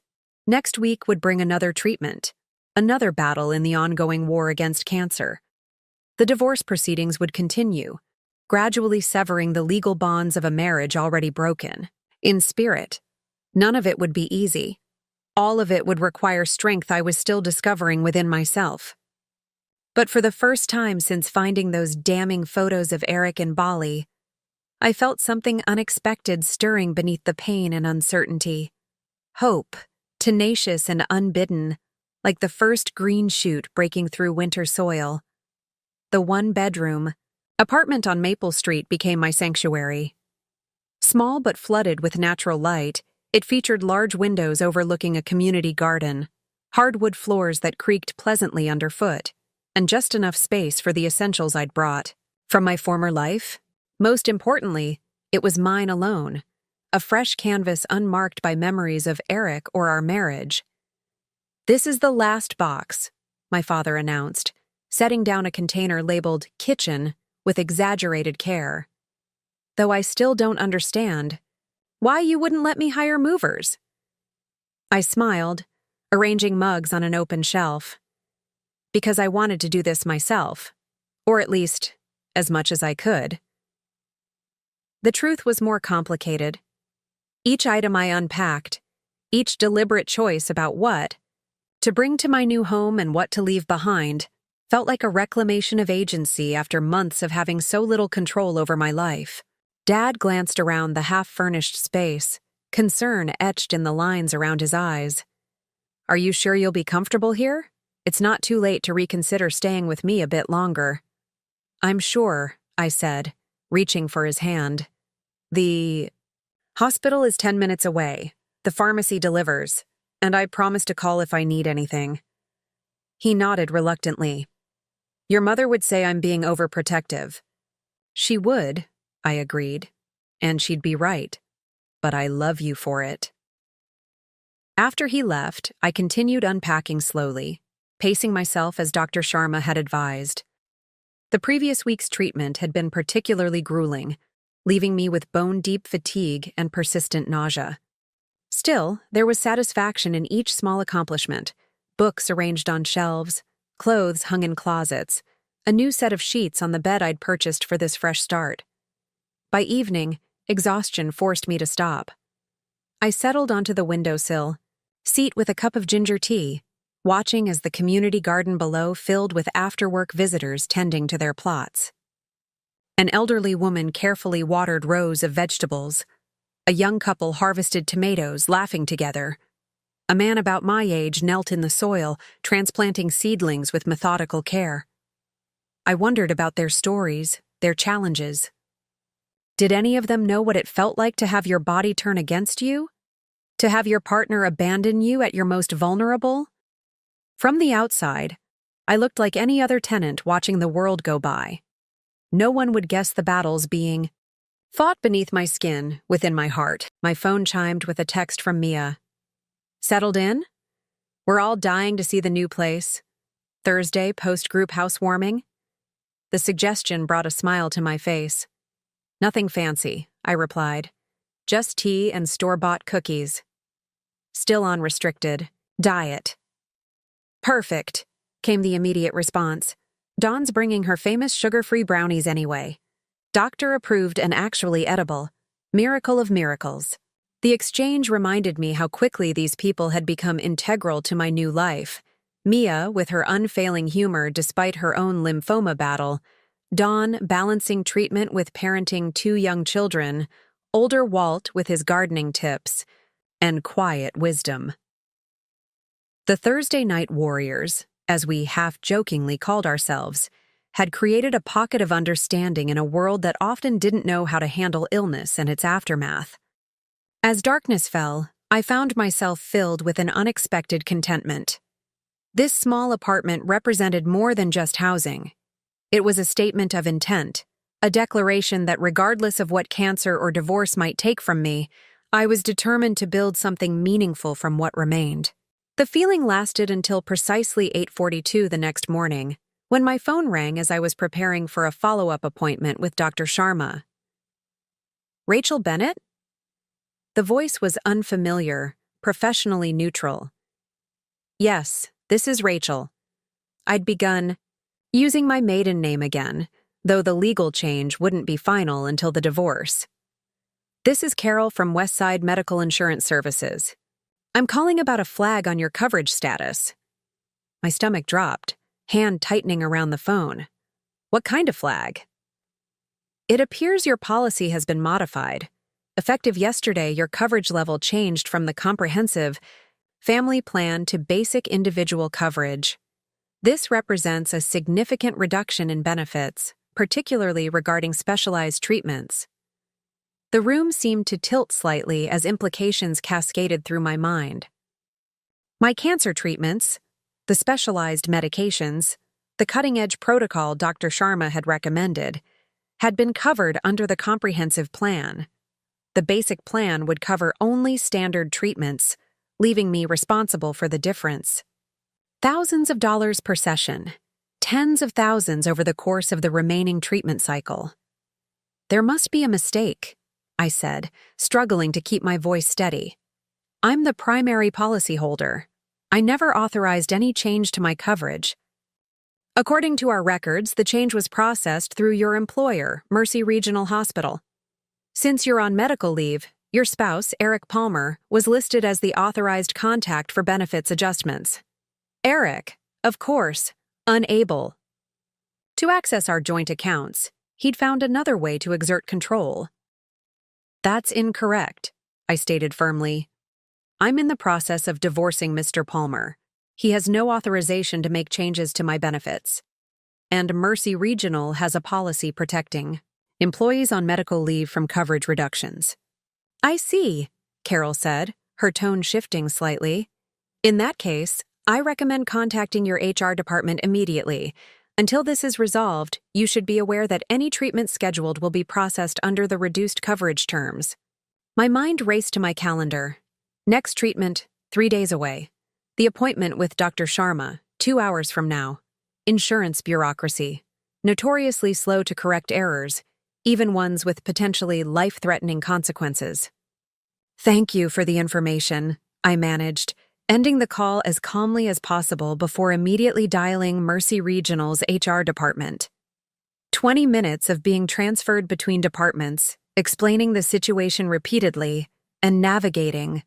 A labyrinth of policies left me with limited answers and mounting anxiety. Yes, Eric had called claiming to be making adjustments to our family coverage due to financial hardship. Yes, someone had processed the change despite protocols that should have prevented it. No, they couldn't immediately reverse it. There were procedures, forms to be filed, approvals needed. We'll expedite this as much as possible, Ms. Bennett, the HR director assured me.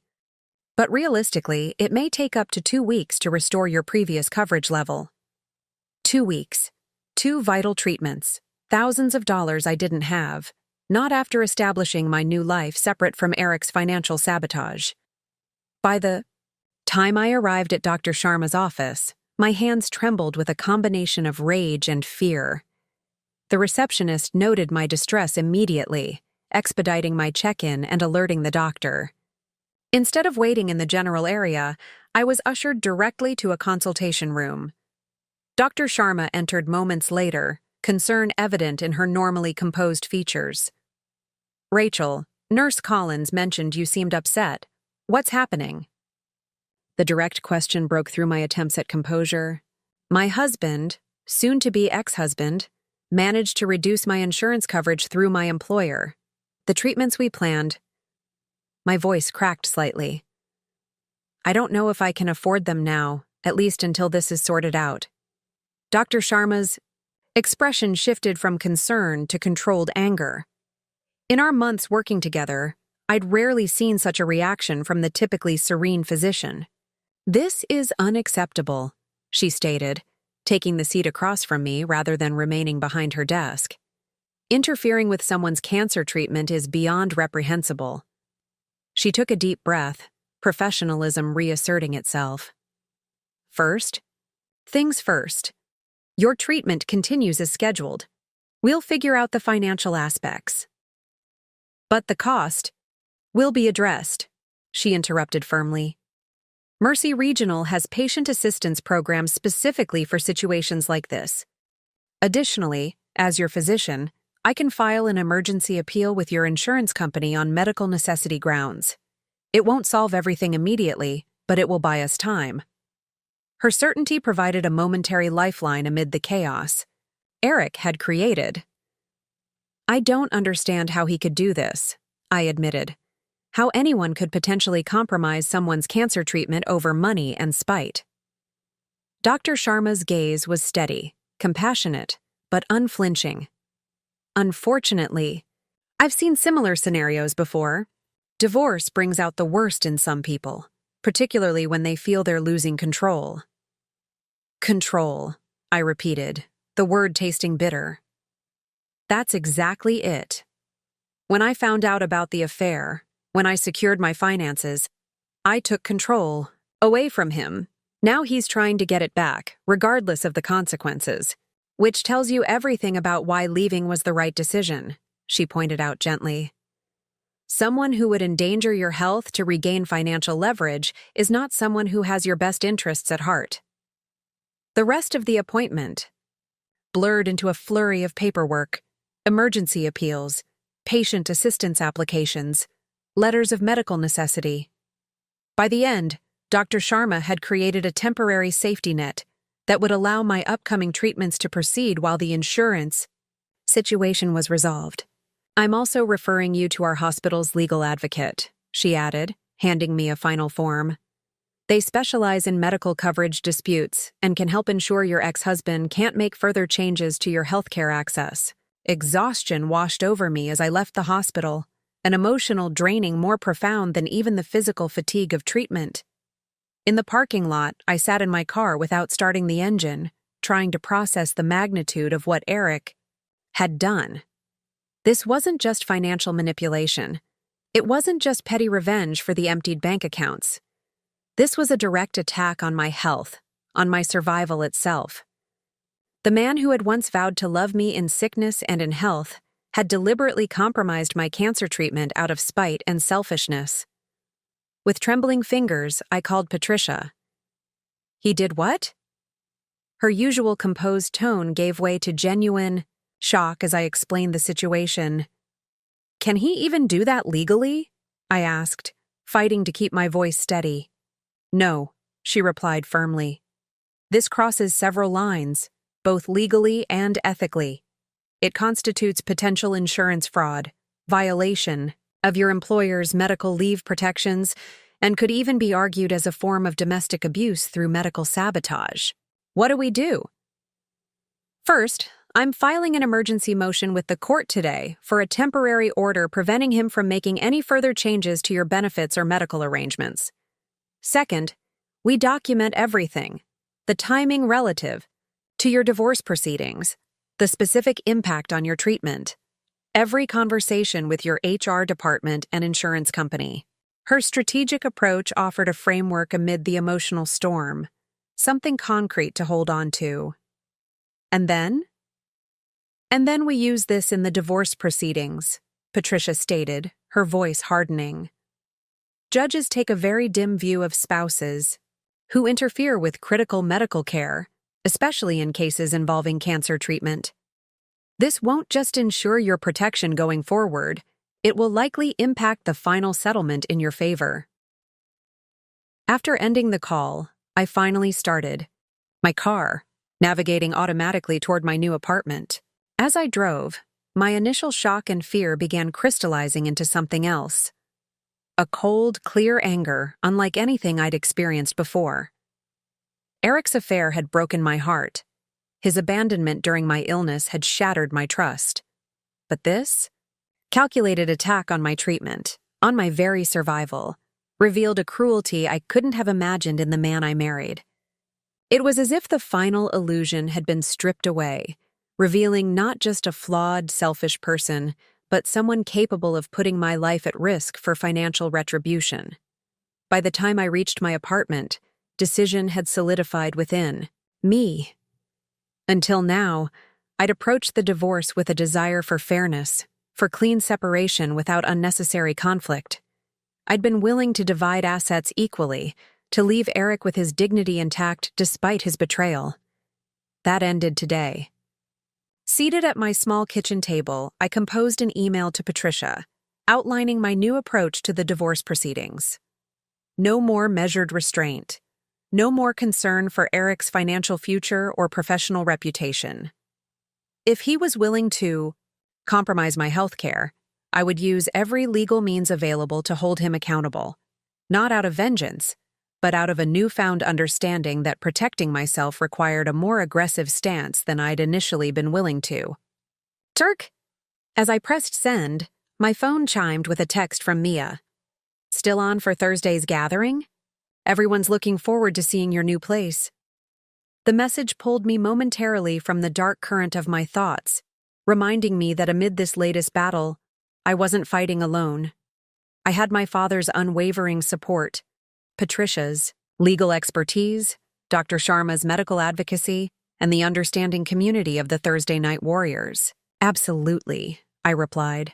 I need the company now more than ever. Bad day? Came her immediate response.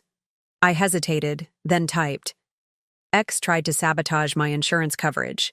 Treatments temporarily at risk. 3 dots appeared, disappeared, then reappeared. Esmia composed her response. Finally, what do you need? Rides to treatment? Financial help? Someone to hold your hair while you vomit after strangling your ex? Despite everything, the message pulled a small laugh from me. Maybe all of the above. Mostly just people who understand. Then you've got us, she replied simply. See you Thursday. Bring your rage and your appetite. Dawn's making extra brownies. I set the phone down, gazing around my small apartment. The sanctuary that now felt slightly less secure in the wake of Eric's latest attack. Yet even as uncertainty clouded my treatment path forward, I recognized that this crisis had clarified something essential within me. Cancer had taught me the fragility of the body. Eric's betrayal had shown me the impermanence of relationships I'd thought unshakable. But this latest challenge was teaching me something equally important: the capacity for resilience in the face of deliberate harm, the strength that comes from fighting not just for survival, but for justice. Tomorrow would bring more calls, more paperwork, more legal maneuvers to secure what should never have been threatened. But tonight, I allowed myself to acknowledge both the fear and the fury, recognizing that each had its place in the complex journey of rebuilding a life from the ruins of what once seemed certain. The emergency court hearing was scheduled for Friday morning, just 48 hours after discovering Eric's insurance sabotage. Patricia had worked miracles, convincing a judge of the urgent nature of the situation and securing an immediate slot on the docket. As I dressed in my most professional outfit, a navy pantsuit that now hung loose on my treatment-thinned frame, I rehearsed what I would say if given the opportunity to address the court. My father arrived early to drive me, his expression a mixture of concern and barely contained anger. Since learning what Eric had done, he'd vacillated between protective rage and careful restraint, knowing that my needs had to come before his desire for retribution. Ready? He asked as I emerged from the bedroom. As I'll ever be, I replied, checking my bag for the folder of documentation Patricia had requested. Emails from HR, insurance notifications, letters from Dr. Sharma, detailing the medical necessity of uninterrupted treatment. The courthouse downtown was imposingly formal, its marble floors and high ceilings designed to inspire both respect and intimidation. Patricia met us in the lobby, her confidence a steadying force amid my nervous energy. Judge Harriet Reynolds, she informed us as we walked toward the assigned courtroom, known for her no-nonsense approach and particular intolerance for what she calls divorce games that impact health or children. She's exactly who we want presiding today. Will Eric be here? I asked, suddenly realizing I hadn't considered the possibility of facing him in this setting. His attorney requested he appear by phone due to work commitments, Patricia replied with a slight edge to her voice. Judge Reynolds denied it. If he doesn't show up in person, it won't help his case. The courtroom was smaller than I'd imagined, intimate almost, with just a few rows of spectator seating. Eric was already there, seated beside his attorney, looking uncharacteristically subdued in a conservative gray suit. When he noticed me entering, he straightened slightly, his expression carefully neutral. Don't engage, Patricia murmured as we took our seats on the opposite side. No matter what he says or how he looks at you, remember why we're here.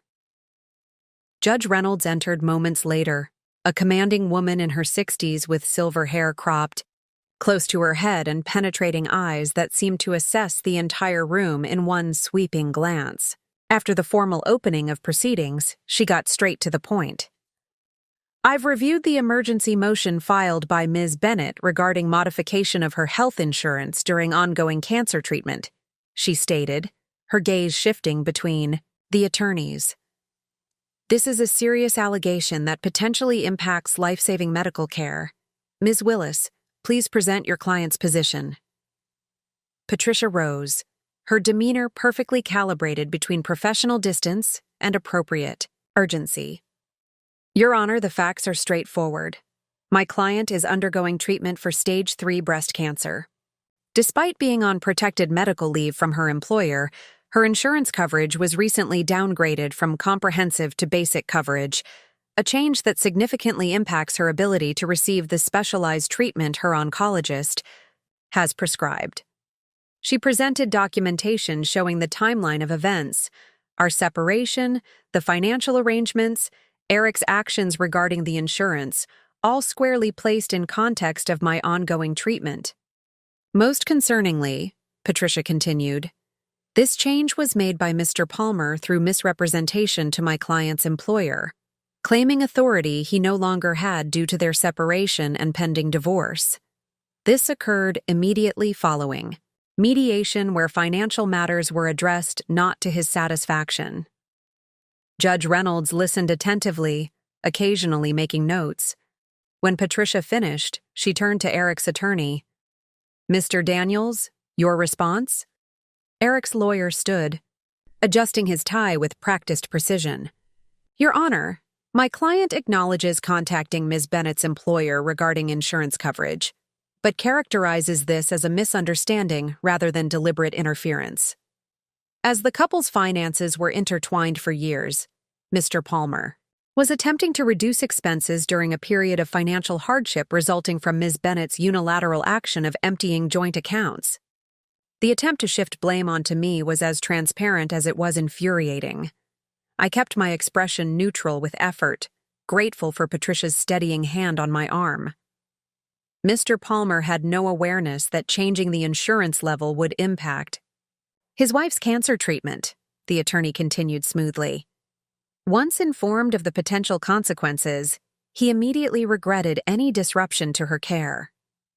Judge Reynolds's expression remained impassive, but something in her posture suggested skepticism. Mr. Palmer? She said suddenly, addressing Eric directly rather than through his attorney. Am I to understand you claim ignorance about how reducing health insurance coverage might affect someone undergoing cancer treatment? Eric shifted uncomfortably, under her direct gaze. Your Honor, I was focused on the financial aspects. The premium difference is substantial, and with limited access to our joint funds. That doesn't answer my question, the judge interrupted. Did you or did you not consider how changing the coverage would impact your wife's medical treatment? A tense silence filled the courtroom. Eric glanced at his attorney, who gave an almost imperceptible nod. I knew it might affect coverage for certain aspects of treatment, he admitted finally. But I didn't think it would completely disrupt her care. It was a financial decision during a difficult time. Judge Reynolds's gaze hardened. Mr. Palmer, let me be clear. Interfering with someone's cancer treatment as leverage in a divorce proceeding is not just morally reprehensible, it potentially crosses into criminal territory. Medical sabotage is a recognized form of domestic abuse in this jurisdiction. Eric paled visibly, his attorney leaning over to whisper something in his ear. I'm granting the emergency motion, Judge Reynolds continued, addressing the entire court now.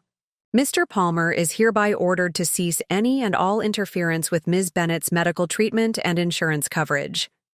Ms. Bennett's original coverage level is to be reinstated immediately, with Mr. Palmer bearing any administrative costs associated with the restoration. She turned her attention directly to me for the first time. Ms. Bennett, I understand you're in an incredibly difficult position, fighting both a serious illness and a contentious divorce. This court will not allow your health to be used as a bargaining chip. Relief washed over me so intensely I momentarily felt lightheaded. Thank you, Your Honor, I managed. Judge Reynolds wasn't finished. Additionally, I'm ordering an expedited financial discovery process. Mr. Palmer's actions suggest potential financial misconduct that may extend beyond this immediate issue. Both parties will provide complete financial documentation within 10 business days. She fixed Eric with a stern look. Mr. Palmer, consider this a warning. Any further attempts to interfere with Ms. Bennett's medical care will result in sanctions that could significantly impact the final divorce settlement. Do I make myself clear? Yes, Your Honor, Eric replied, his confident demeanor thoroughly deflated. As the hearing concluded and we prepared to leave, I caught Eric watching me with an expression I couldn't quite interpret, something between resentment and what might have been genuine remorse. I turned away without acknowledgement, following Patricia and my father out of the courtroom. In the corridor outside, Patricia squeezed my hand. That couldn't have gone better. Judge Reynolds saw exactly what was happening and shut it down completely. What happens now? I asked, still processing the judge's forceful intervention. HR and the insurance company will be served with the court order today. Your coverage should be reinstated by Monday at the latest, with any treatment costs incurred in the interim retroactively covered, Patricia explained. More importantly, Eric has been put on notice that the court is watching his behavior carefully. My father, who had maintained remarkable restraint throughout the hearing, finally spoke. Is there any chance he might try something else? Some other way to retaliate? Patricia considered this seriously. It's possible, but increasingly risky for him. Judge Reynolds has essentially positioned herself as a protector of Rachel's medical interests. Any further interference would likely result in severe financial penalties. The weekend passed in a strange limbo. Relief about the court order mingled with lingering anxiety about my upcoming treatment. Monday morning brought confirmation that my insurance had been fully reinstated, accompanied by a formal apology from HR about the procedural error that had allowed Eric to make changes to my coverage without proper authorization. By Tuesday, my treatment proceeded as scheduled, the financial crisis averted. As Danny administered the medication that was simultaneously poison and potential salvation, I found myself reflecting on how quickly life had changed, from married, professional to cancer patient to divorce litigant in less than a year. You look thoughtful today, Danny observed, checking my IV line with practiced efficiency. Just contemplating how nothing turns out the way we expect, I replied. A year ago, I thought I had everything figured out. Career, marriage, future, plans. Now all of that is gone or completely transformed. She nodded, understanding in her eyes. The question becomes what you build in its place. Her words stayed with me throughout the treatment session, echoing as I rested at home afterward, too nauseated and exhausted to do more than lie still and wait for the worst side effects to pass. What would I build in place of the life that had crumbled? With cancer making the future itself uncertain, how could I plan or envision what might come next? Thursday evening's support group meeting provided unexpected clarity.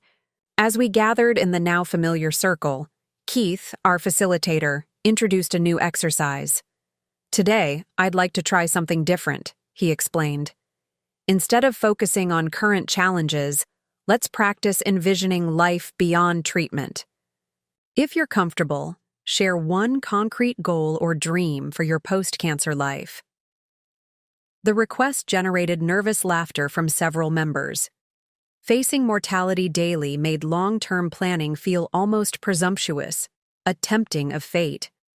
Walt, our eldest member at 72, went first. I want to see the Grand Canyon, he said simply. Never got around to it before. Not putting it off anymore. Dawn mentioned completing her children's baby books, projects abandoned in the IEC chaos of diagnosis and treatment. Mia spoke of returning to graduate school, finishing the degree cancer had interrupted. When my turn came, I realized I hadn't considered post-cancer life in concrete terms. The divorce, the treatments, the daily struggle to function had consumed all my forward-thinking capacity. I don't know, I admitted. For so long my future was tied to Eric's, our plans, our goals. Then cancer happened, and the affair, and suddenly I'm just focused on surviving each day. Keith nodded encouragingly. That's completely understandable. Maybe start small. One thing, however modest, that represents moving forward on your own terms. I considered this, searching for something that resonated beyond the immediate battles of health and divorce. Surprisingly, an image came to mind of the community garden visible from my apartment window. I want to grow things, I said, the words emerging before I'd fully processed the thought. Food, flowers, something alive and thriving. I watch the garden from my window, but I've never participated. After treatment, I want a plot of my own. The simplicity of this desire, to nurture life, to participate in gradual growth and renewal, struck me as both humble and profound. Not a career achievement, not a relationship milestone, just the basic act of planting seeds and tending what emerged. Later that evening, as promised, the group gathered at my apartment for the informal housewarming. Despite my limited energy, hosting these people who had become unexpectedly central to my new life felt important. A statement that even amid illness and upheaval, connection remained possible. Dawn arrived with her famous brownies and 2 carefully chosen houseplants. Low maintenance, high oxygen production, perfect for recovery, she explained. Walt brought a handcrafted wooden box filled with tea varieties known for their gentle effects on chemo patients. Mia's contribution was practical. A meal delivery service gift card with a note that read simply, "For the days when cooking is impossible." As we settled in my small living space, conversation flowed easily, punctuated by laughter despite the serious circumstances that had brought us together. Looking around at these people who understood the landscape of illness without explanation or apology, I felt something shift inside me, a reorientation toward possibility rather than loss. "I've been thinking about what you said in group," Mia mentioned as we gathered in the kitchen for tea. "About the garden." "Just a vague idea," I responded, suddenly self-conscious about the modest nature of my post-cancer vision. "No, it's perfect," she insisted. "Tangible, life-affirming.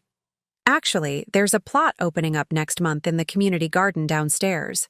The coordinator mentioned it when I was admiring it on my way in." The synchronicity felt meaningful somehow. Next month I'll still be in treatment. The final cycle if everything goes according to plan, but still. Mia shrugged. "So you start planning now. Learn about what you want to grow. Get seeds started indoors. By the time you're feeling stronger, you'll be ready to transplant."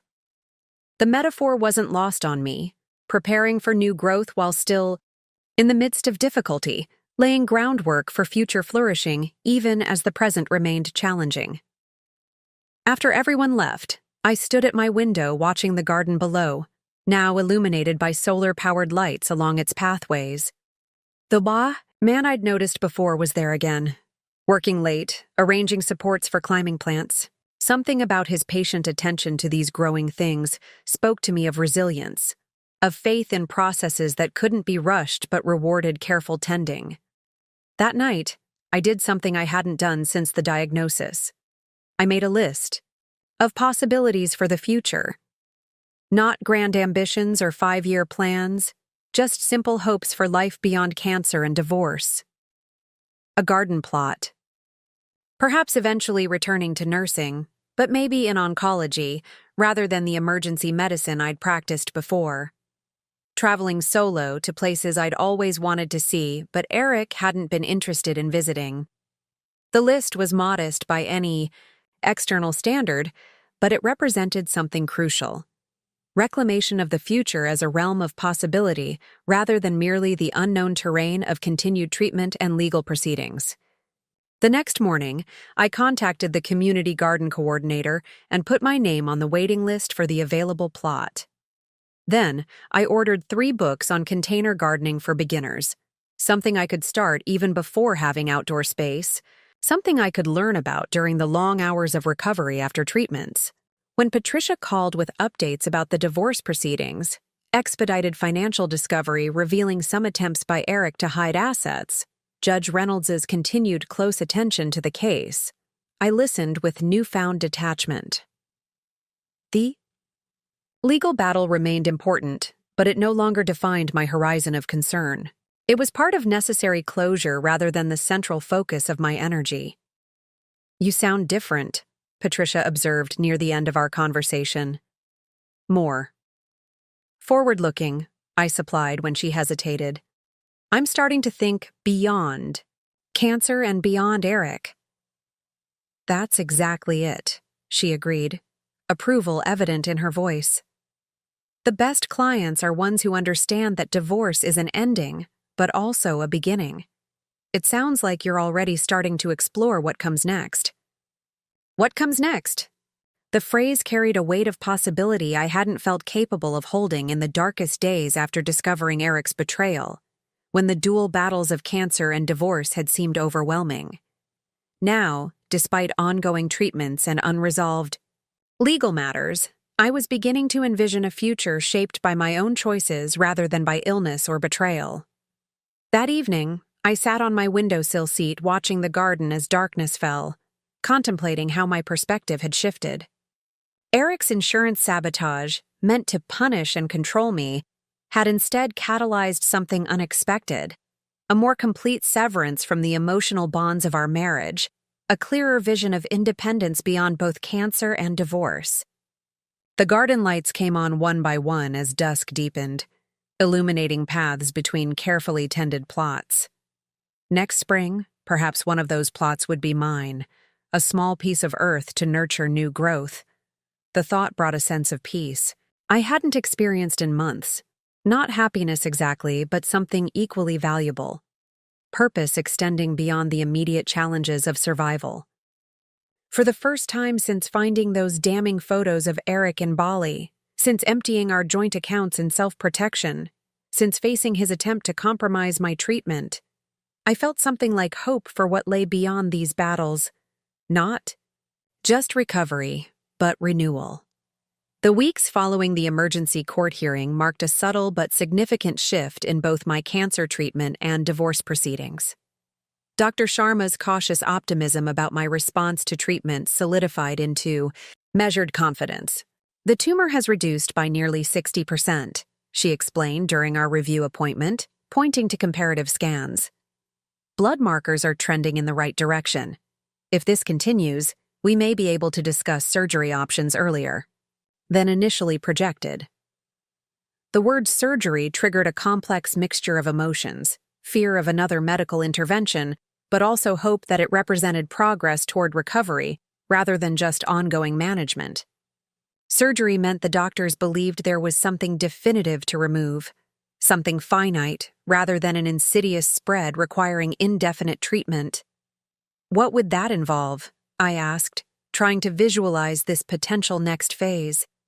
Dr. Sharma outlined possibilities: lumpectomy versus mastectomy, reconstruction options, recovery timelines. "We're not making these decisions today," she assured me. "But it's time to start considering what approach you might prefer if we continue seeing this positive response." The mere act of planning for surgery rather than focusing solely on enduring the next treatment shifted my perspective. For the first time since diagnosis, cancer felt like something with boundaries, something that might eventually be behind me rather than perpetually present. As my medical situation found a tentative path forward, the divorce proceedings reached a critical juncture. Patricia contacted me on a Wednesday afternoon, her voice carrying an unusual note of satisfaction. "The financial discovery process revealed something interesting," she said without preamble. "Eric maintained a separate investment account he forgot to disclose during our initial discussions, an account that received regular transfers from your joint savings throughout the marriage, including a substantial deposit 3 days before your cancer diagnosis." The timing sent a cold wave through me. "He knew," I said quietly. "He knew about my diagnosis before I did." It made sudden, terrible sense. The biopsy had been on a Monday. Results weren't officially delivered until Thursday, but Eric had connections at the hospital through his financial consulting work. He could have easily learned preliminary findings before the formal diagnosis was communicated to me. It appears that way, Patricia confirmed. The timing suggests he was preparing financially for your illness, or more accurately, preparing to protect assets from what he anticipated would be expensive medical issues. The revelation should have hurt, should have reignited the anger I'd felt after discovering his affair, his abandonment during treatment, his insurance sabotage. Instead, I felt a strange detachment, as if hearing about the actions of someone I barely knew rather than the man I'd been married to for 8 years. How does this affect the proceedings? I asked, focusing on practicalities rather than emotions. Significantly, Patricia replied.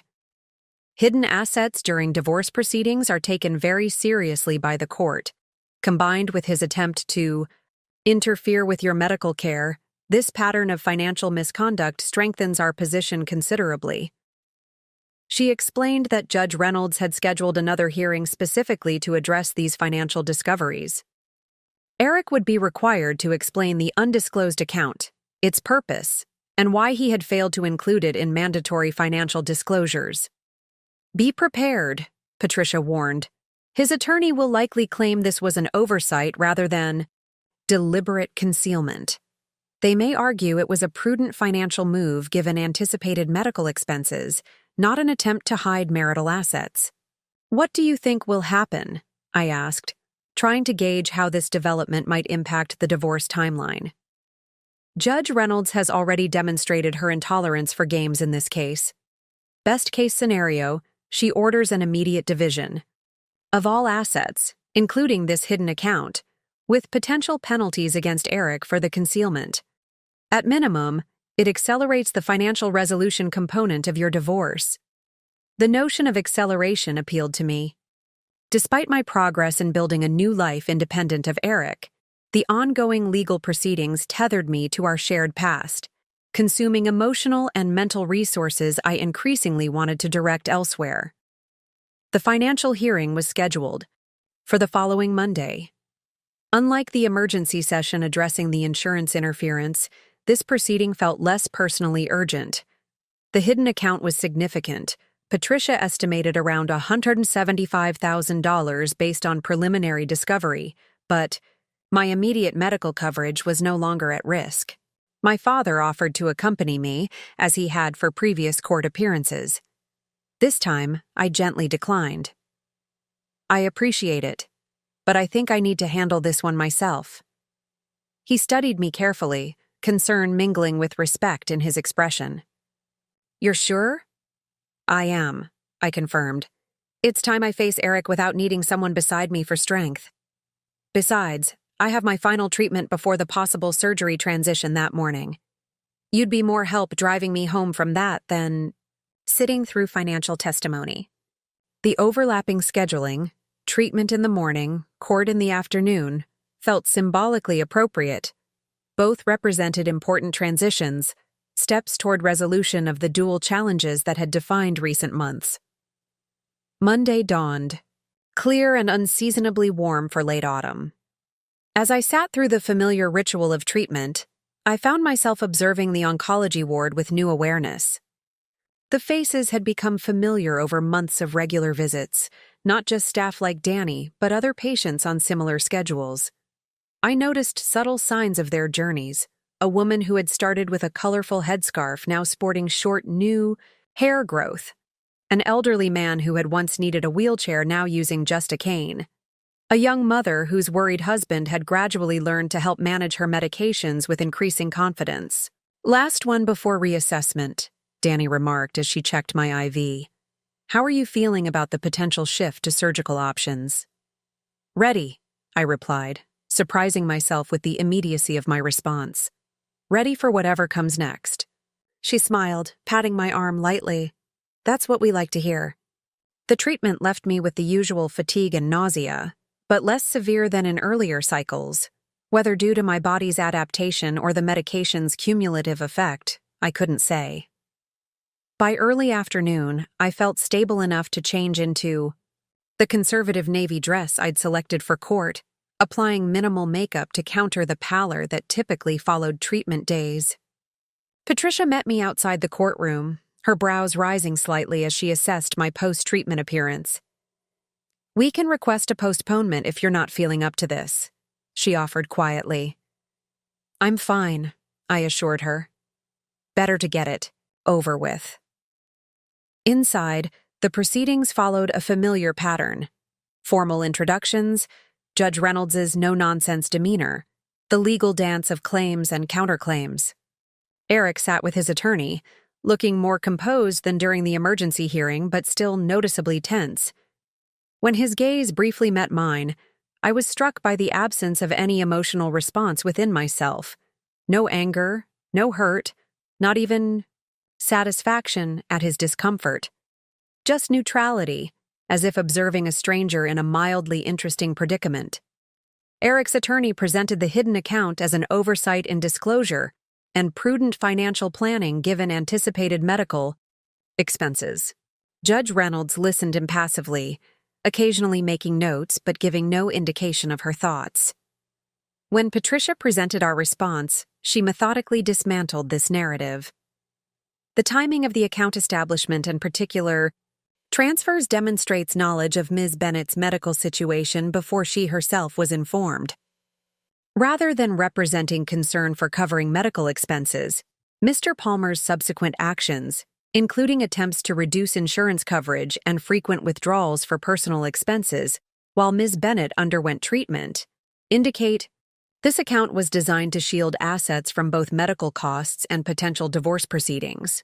Judge Reynolds directed pointed questions at Eric about the account's purpose, his failure to disclose it, and the specific timing of transfers.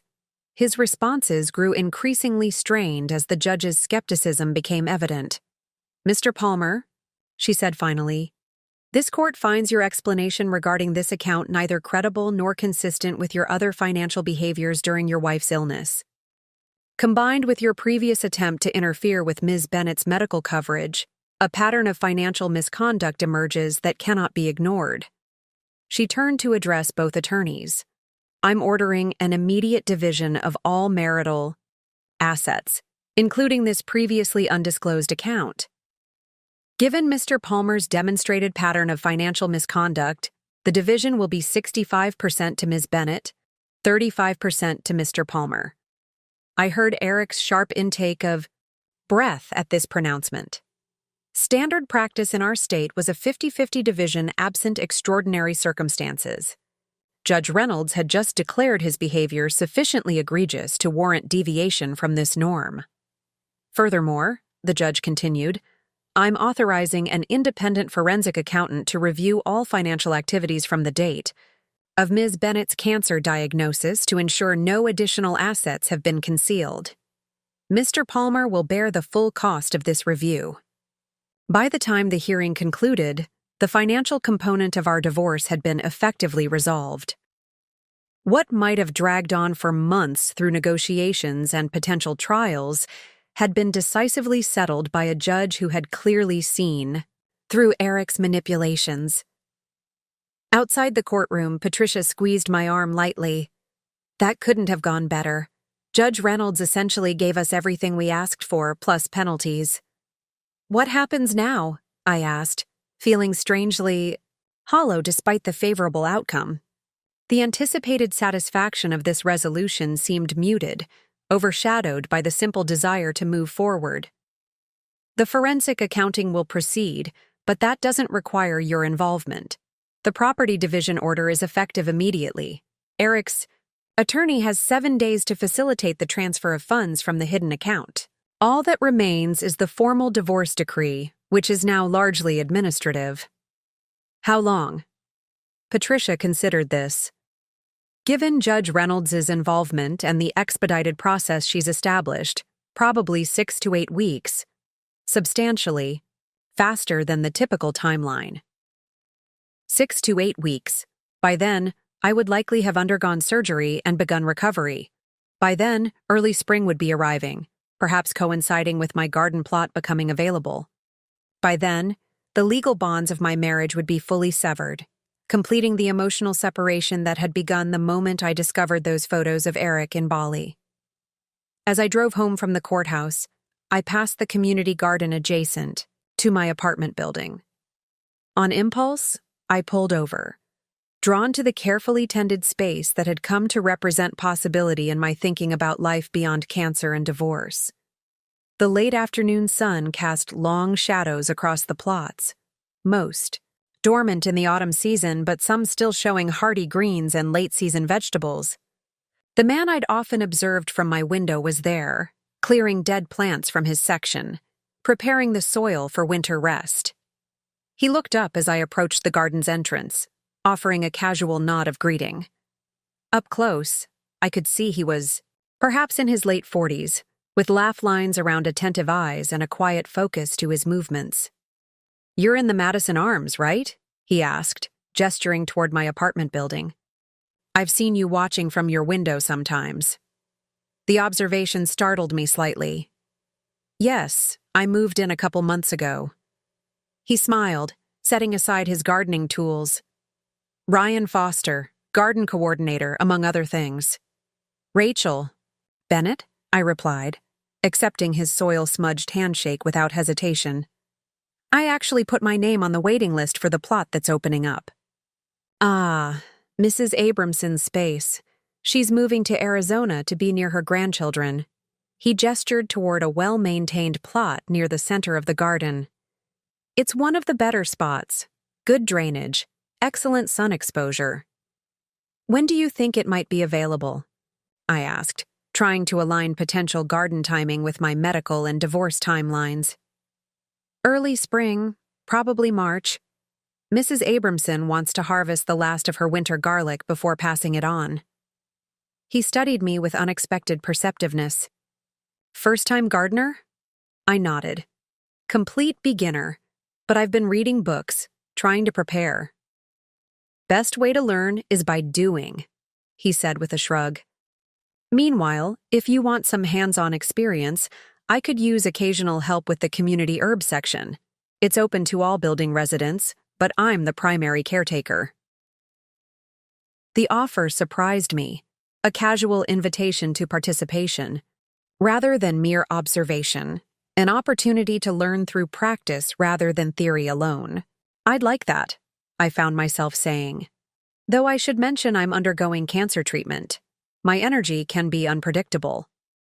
I hadn't planned to disclose this information to a stranger, but the context of gardening, growth, tending, patience, somehow made it feel natural rather than awkward. Ryan's expression showed neither pity nor discomfort, just straightforward acknowledgement. "All help is welcome, on whatever schedule works. Gardens teach us patience anyway. Nothing grows faster just because we want it to." As I walked back to my car, I realized I'd just had my first social interaction unconnected to either cancer treatment or divorce proceedings in months. A simple, ordinary exchange with a neighbor about something unrelated to the dual crises that had dominated my life. At home, I received a text from Patricia. "Eric's attorney has already initiated the asset transfer process." Apparently, Judge Reynolds's warning about additional penalties for delays was taken seriously. The message should have felt like victory, vindication after Eric's financial misconduct, justice after his betrayal. Instead, it registered primarily as administrative progress, another step toward the conclusion of a chapter I was increasingly ready to close. That evening, I sat by my window watching dusk settle over the garden. Ryan was still there, finishing his work by the soft glow of the solar lights. There was something meditative about his movements, an acceptance of natural rhythms and gradual processes that spoke to my current circumstance. Cancer treatment couldn't be rushed. Divorce proceedings, even expedited, required certain steps and timelines. Healing, physical, emotional, spiritual, followed its own schedule, not one dictated by impatience or external demands. As darkness fell completely, I turned away from the window and opened my laptop. The garden books I'd ordered had sparked an idea, a project to focus on during the upcoming transition period between final chemotherapy and surgery, between active divorce proceedings and their formal conclusion. I began researching container gardening specifically adapted for limited energy and physical capacity during illness or recovery.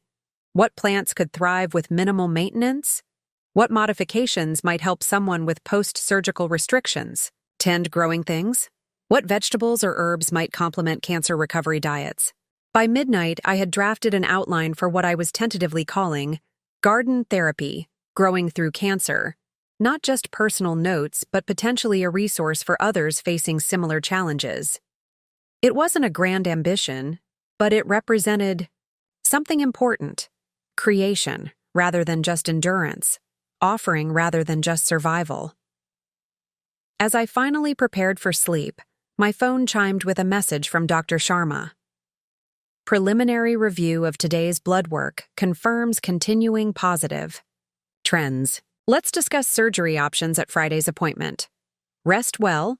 You're doing remarkably. I set the phone aside, letting the medical update settle alongside the day's legal developments.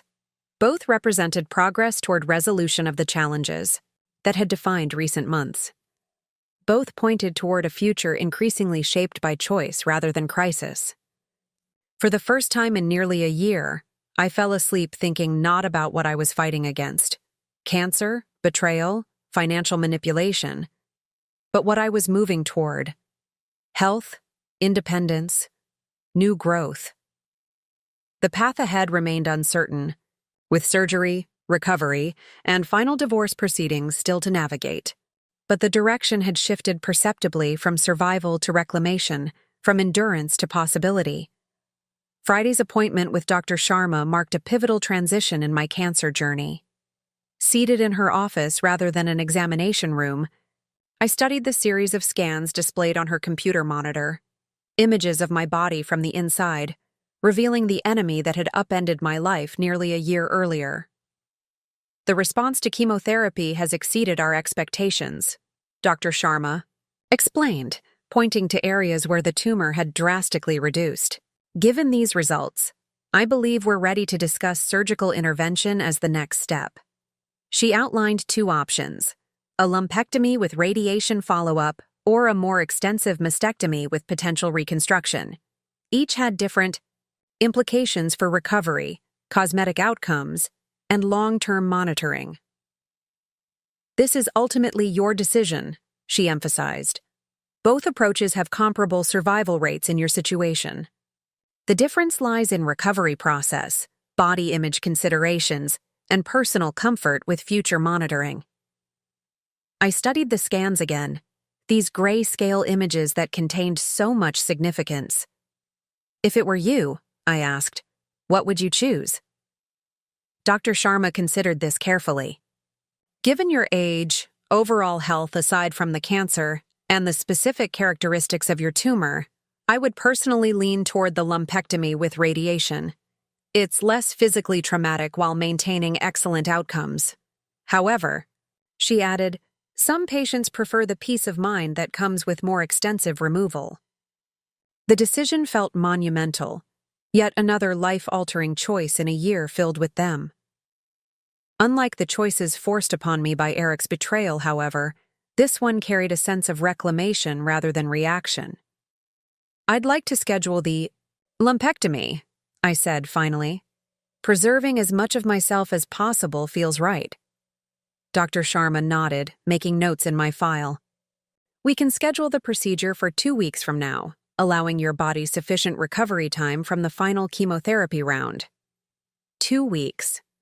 The timeline felt simultaneously too close and too distant, the next crucial step in my medical journey now had a definitive date on the calendar. What should I expect for recovery? I asked, mentally cataloging preparations I would need to make: grocery delivery services, easy-to-prepare meals, comfortable clothing that wouldn't irritate the surgical site. Initial recovery takes about 2 weeks before resuming light normal activities, she explained. Full recovery, including being cleared for more strenuous activities, typically takes 6 to 8 weeks. The radiation treatments would begin approximately 4 weeks after surgery, assuming normal healing.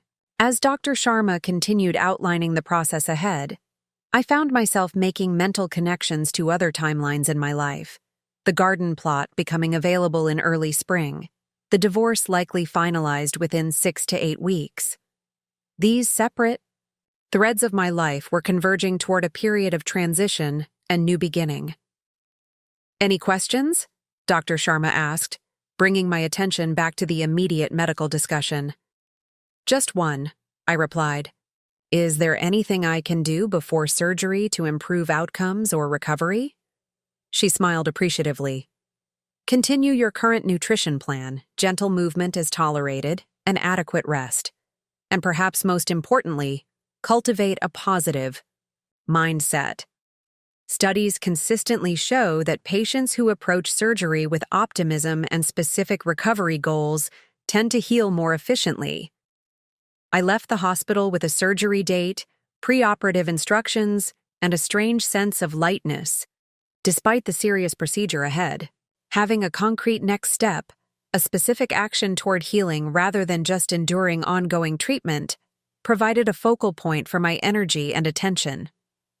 That evening, I met with the Thursday night warriors at our regular support group, sharing my surgical plan and timeline. The response was immediate and practical: offers to coordinate meal deliveries, transportation to follow-up appointments, even a rotation of visitors during early recovery to ensure I wasn't alone for extended periods. "We've got you covered," Mia declared, already creating a shared online calendar on her phone. "Just tell us what you need, when you need it." Walt, who had undergone surgery himself 6 months earlier, offered specific recovery tips, which pillows worked best for comfortable sleeping, how to manage showering with surgical drains, simple exercises that helped regain mobility without straining healing tissues. "The calendar is shared," Mia announced. "Everyone can sign up for specific days and tasks. Rachel, you'll have access to see who's coming when, but you don't need to manage anything. Just focus on healing." The systematic way they approached my needs, practical, matter-of-fact, without dramatic emotion, was exactly what I needed. This wasn't about pity or excessive concern. It was about community functioning as it should, supporting a member through difficulty with concrete actions rather than just sympathetic words. Dawn, juggling her own treatment with caring for her children, volunteered her husband to help with any household repairs or heavy lifting needs. "He's been looking for ways to support our group anyway," she explained. "He feels helpless with my cancer, so helping someone else in the circle would mean a lot to him." By the time we dispersed that evening, a comprehensive support system had been organized around my surgical recovery, a stark contrast to the isolation I'd experienced during early treatment when Eric's emotional and practical absence had left me navigating cancer largely alone. The following morning brought a surprising email from Patricia. Eric had requested a brief in-person meeting before the divorce was finalized. "He says there are personal items he'd like to return to you and matters he wants to address face-to-face," she wrote. "You're under no obligation to meet him. If you prefer, I can handle any property exchanges." My initial reaction was resistance. What could possibly be gained from another encounter with Eric at this point? The financial matters were settled. The legal process was proceeding smoothly. And emotionally, I had achieved a degree of detachment that felt protective rather than limiting. Yet something about completing the cancer treatment phase and preparing for surgery stirred a desire for similar closure in other areas. Perhaps directly addressing Eric one final time would help cement the boundary between my past and future, much as the upcoming surgery would create a physical demarcation in my cancer journey. "I'll meet with him," I replied to Patricia, "but in a public place and for a limited time only." We arranged for a Saturday morning meeting at a neutral coffee shop halfway between our respective residences. Patricia offered to attend as a buffer, but I declined. This final conversation felt like something I needed to handle independently, a bookend to the relationship that had occupied nearly a decade of my life. The morning arrived with unexpected nervousness fluttering in my stomach. I dressed carefully in clothing that represented my current self rather than the woman Eric had known. A deep teal sweater I'd purchased for my new apartment, Simple jewelry chosen for my own pleasure rather than to meet anyone else's expectations. The coffee shop was moderately busy when I arrived, providing the right balance of privacy and public accountability. Eric was already there, seated at a corner table with 2 cups and a small box beside him. He rose when he saw me, uncertainty written across features that had once been as familiar to me as my own. "Thank you for coming," he said as I sat across from him. "I wasn't sure you would." "I almost didn't," I replied honestly. "What did you want to discuss?" He pushed one of the coffee cups toward me. "They still make that almond milk latte you used to like." The gesture, remembering my preferred coffee order, struck me as both thoughtful and strangely disconnected from our current reality. "Thank I." "You, but I can't have dairy or high-sugar drinks during treatment." "Oh." He withdrew the cup awkwardly. "I didn't realize. I'm sorry." The silence that followed felt loaded with all the conversations we hadn't had during my illness, the medical details he hadn't bothered to learn, the side effects he hadn't witnessed, the adaptations I'd made alone while he was building a relationship with Vanessa. "You look better," he offered finally. "Healthier than at the court hearing."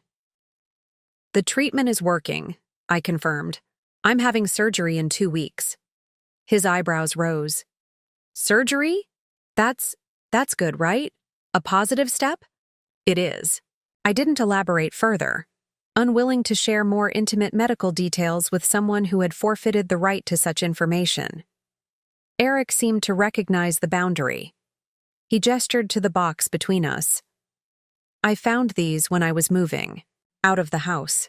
They seemed important, things you might want." The house sale had proceeded quickly after the financial settlement, another thread being neatly tied off. I opened the box cautiously, unsure what to expect. Inside were items I'd indeed left behind, either accidentally or because revisiting the house had felt too difficult at the time.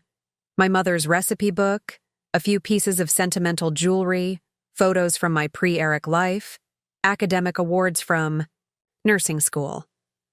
"Thank you," I said, genuinely appreciative of the gesture. "I thought some of these were lost." He nodded, fidgeting with his coffee cup. "Rachel, He paused, seeming to struggle with his words. "I've been doing a lot of thinking since the court hearings, about how everything happened, the choices I made." I remained silent, neither encouraging nor discouraging his reflection.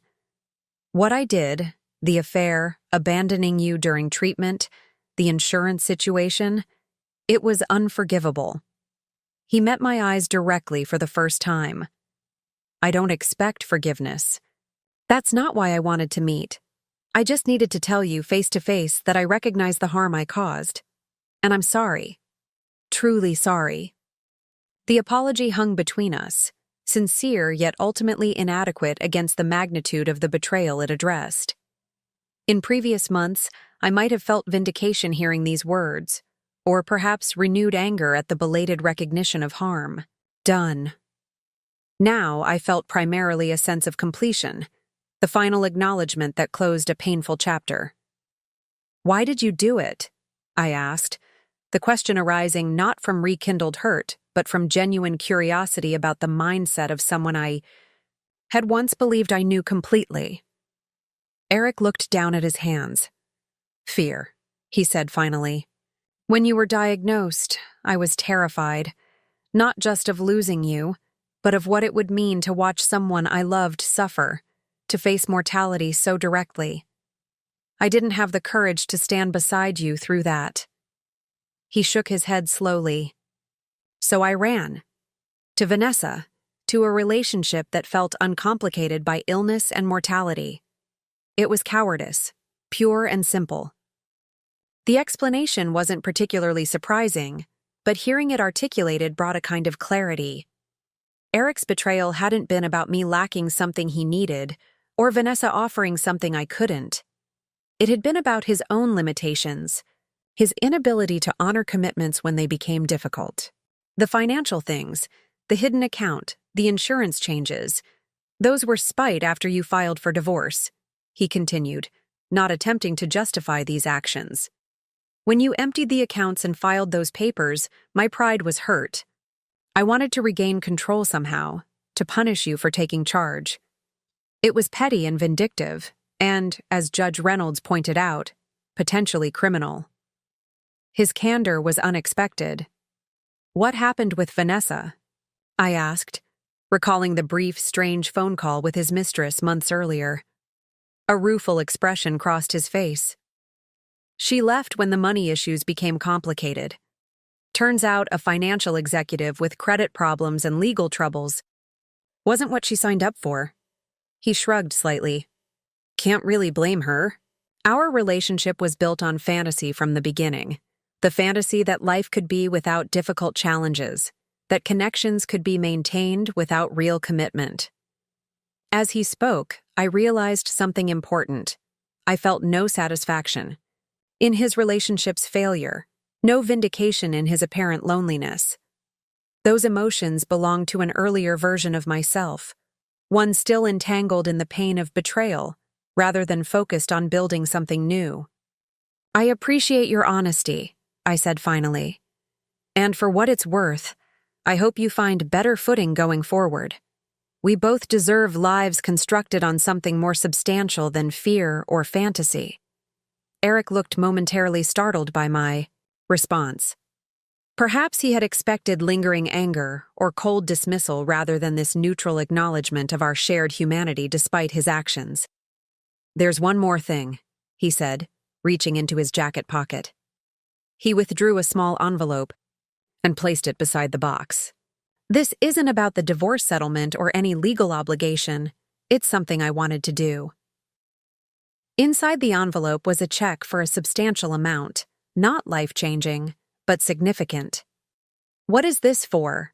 I asked, confused by this unexpected financial gesture after months of conflict over assets.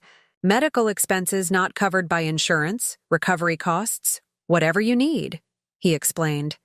It's from my personal savings, not the marital assets. No strings attached, no expectations. He hesitated. Just an attempt to address some of the harm I caused, in the one concrete way I can. I studied the check, processing this unexpected development. Under different circumstances, I might have perceived it as an attempt to buy forgiveness or manipulate emotions. Instead, it registered as a tangible acknowledgement of wrongdoing, neither sufficient to erase the past nor meaningless in its intention. Thank you, I said simply, neither accepting nor rejecting the gesture outright. I'll consider it. Our conversation wound down naturally after that, neither of us having much more to say. As we prepared to leave, Eric asked one final question. Will you be okay? With the surgery and everything after? The query seemed to hold genuine concern, rather than mere politeness. Yes, I replied with quiet confidence. I have good medical care, supportive friends, a clear path forward. I'll be okay. He nodded, relief evident in his expression. I'm glad. You deserve that. We parted without dramatic gestures. No tearful embraces, no recriminations. Just the quiet conclusion of a relationship that had run its course. Walking away from the coffee shop, I felt neither the sharp pain of fresh grieving nor the hollow emptiness of unresolved questions. Instead, there was a sense of appropriate completion, a necessary conversation that helped cement the boundary between past and future. At home, I added Eric's check to the box of returned items, not yet decided on whether to use it or return it. The financial gesture, while generous, carried complicated implications I needed to consider carefully before accepting. That afternoon, I found myself drawn once again to the community garden. Brian was there as he often was on weekends, this time conducting what appeared to be a workshop for several residents. He noticed me watching and waved me over. Perfect. Timing, he called. We're starting seedlings for early spring planting. Want to join? The invitation felt symbolically appropriate, preparing now for growth that would emerge months later. planting seeds during winter for springtime flourishing. I joined the small circle, accepting the tray and materials Ryan provided. "Just in time for your plot," he commented as he demonstrated the proper technique for seed starting. "By the time these are ready for transplanting, Mrs. Abramson's space should be transitioned to you." As I carefully pressed tiny seeds into prepared soil, I was struck by the parallel to my current circumstances. Surgical intervention coming in 2 weeks, divorce likely finalized within 2 months, garden plot available by early spring. Chelsea. Separate yet interconnected transitions, seeds of a future I was only beginning to envision. One of the other gardeners, an elderly woman who introduced herself as Eleanor, noticed my careful, sometimes tentative movements. "First garden?" she asked kindly. "First everything, it seems," I replied with a small smile. "New apartment, new health challenges, new beginnings in general." She nodded as if this made perfect sense. "Gardens are good for transitions. They teach you to work with timing. You can't control, to prepare without guarantees, to find beauty in the process rather than just the outcome."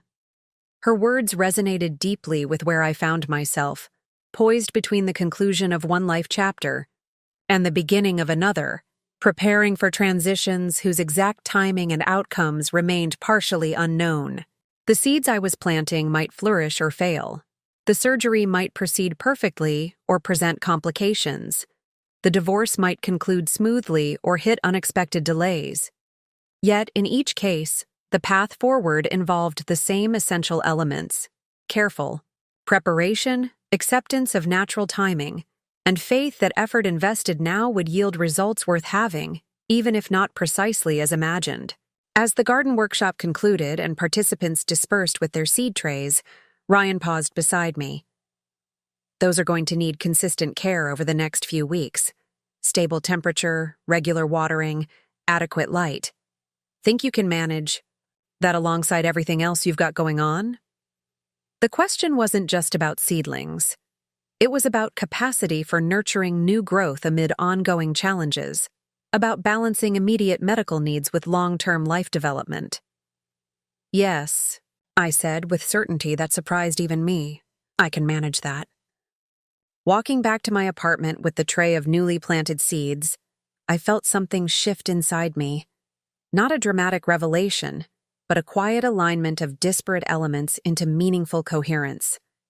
The upcoming surgery, the concluding divorce, the garden preparations, all were part of the same essential process: clearing space for new growth, removing what needed to be removed, nurturing what held promise.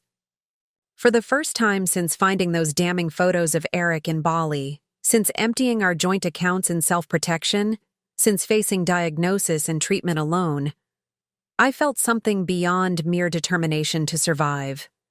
I felt genuine anticipation for what came next, not because circumstances were perfect or outcomes guaranteed, but because I was finally authoring my own story rather than merely reacting to others' actions.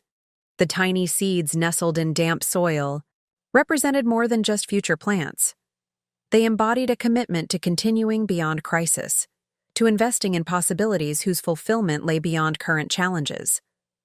Whatever the coming weeks might bring, surgical recovery, divorce finalization, continued healing, the foundation for what followed was being carefully established in these quiet, deliberate actions of the present moment. 1 year after discovering those photos of Eric in Bali, I stood in my garden plot, early morning sunlight warming my shoulders as I harvested the first vegetables of the season. Tender lettuce, radishes, and herbs that had flourished under careful attention. The surgical scar had faded to a thin white line, a reminder rather than a wound.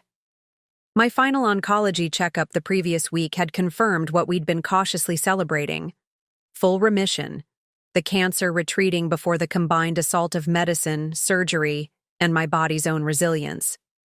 "Those radishes look perfect," called Ryan from the neighboring plot, where he was training pea vines up a handmade trellis. Over months of parallel gardening, our casual acquaintance had evolved into something deeper, a friendship rooted in shared interest, gradually blooming into cautious romance. "First harvest for tonight's potluck," I replied, placing the vibrant vegetables in my basket. The Thursday night warriors still gathered weekly, though our focus had expanded beyond cancer support to encompass broader life rebuilding. Some, like Walt, had reached remission alongside me. Others, including Mia, continued treatment with the group's unwavering support. Dawn's children now played in the community garden while she tended her own small plot beside mine. My divorce had been finalized 8 months earlier, the legal dissolution arriving like an anticlimactic afterthought, following the emotional separation that had occurred much earlier. I had accepted Eric's check, ultimately directing it toward a foundation supporting partners of cancer patients, transforming his gesture of atonement into something that might prevent others from experiencing similar abandonment. The Garden Guide. I'd begun writing during recovery, had evolved into a blog and then a manuscript, recently accepted by a small publisher specializing in wellness resources. Garden Therapy, Growing Through Cancer and Beyond, would reach others facing similar journeys, offering both practical advice and the philosophy that had sustained me. That growth occurs even in the most challenging conditions, given proper care and patience. Inside my apartment, seedlings for summer planting lined the windowsill, tomatoes, peppers, and flowers awaiting their turn in the garden. My nursing certification had been renewed, though I'd chosen a different path from my previous emergency medicine career, now working part-time at an outpatient oncology center, where first-hand experience informed my care for others navigating cancer's difficult terrain.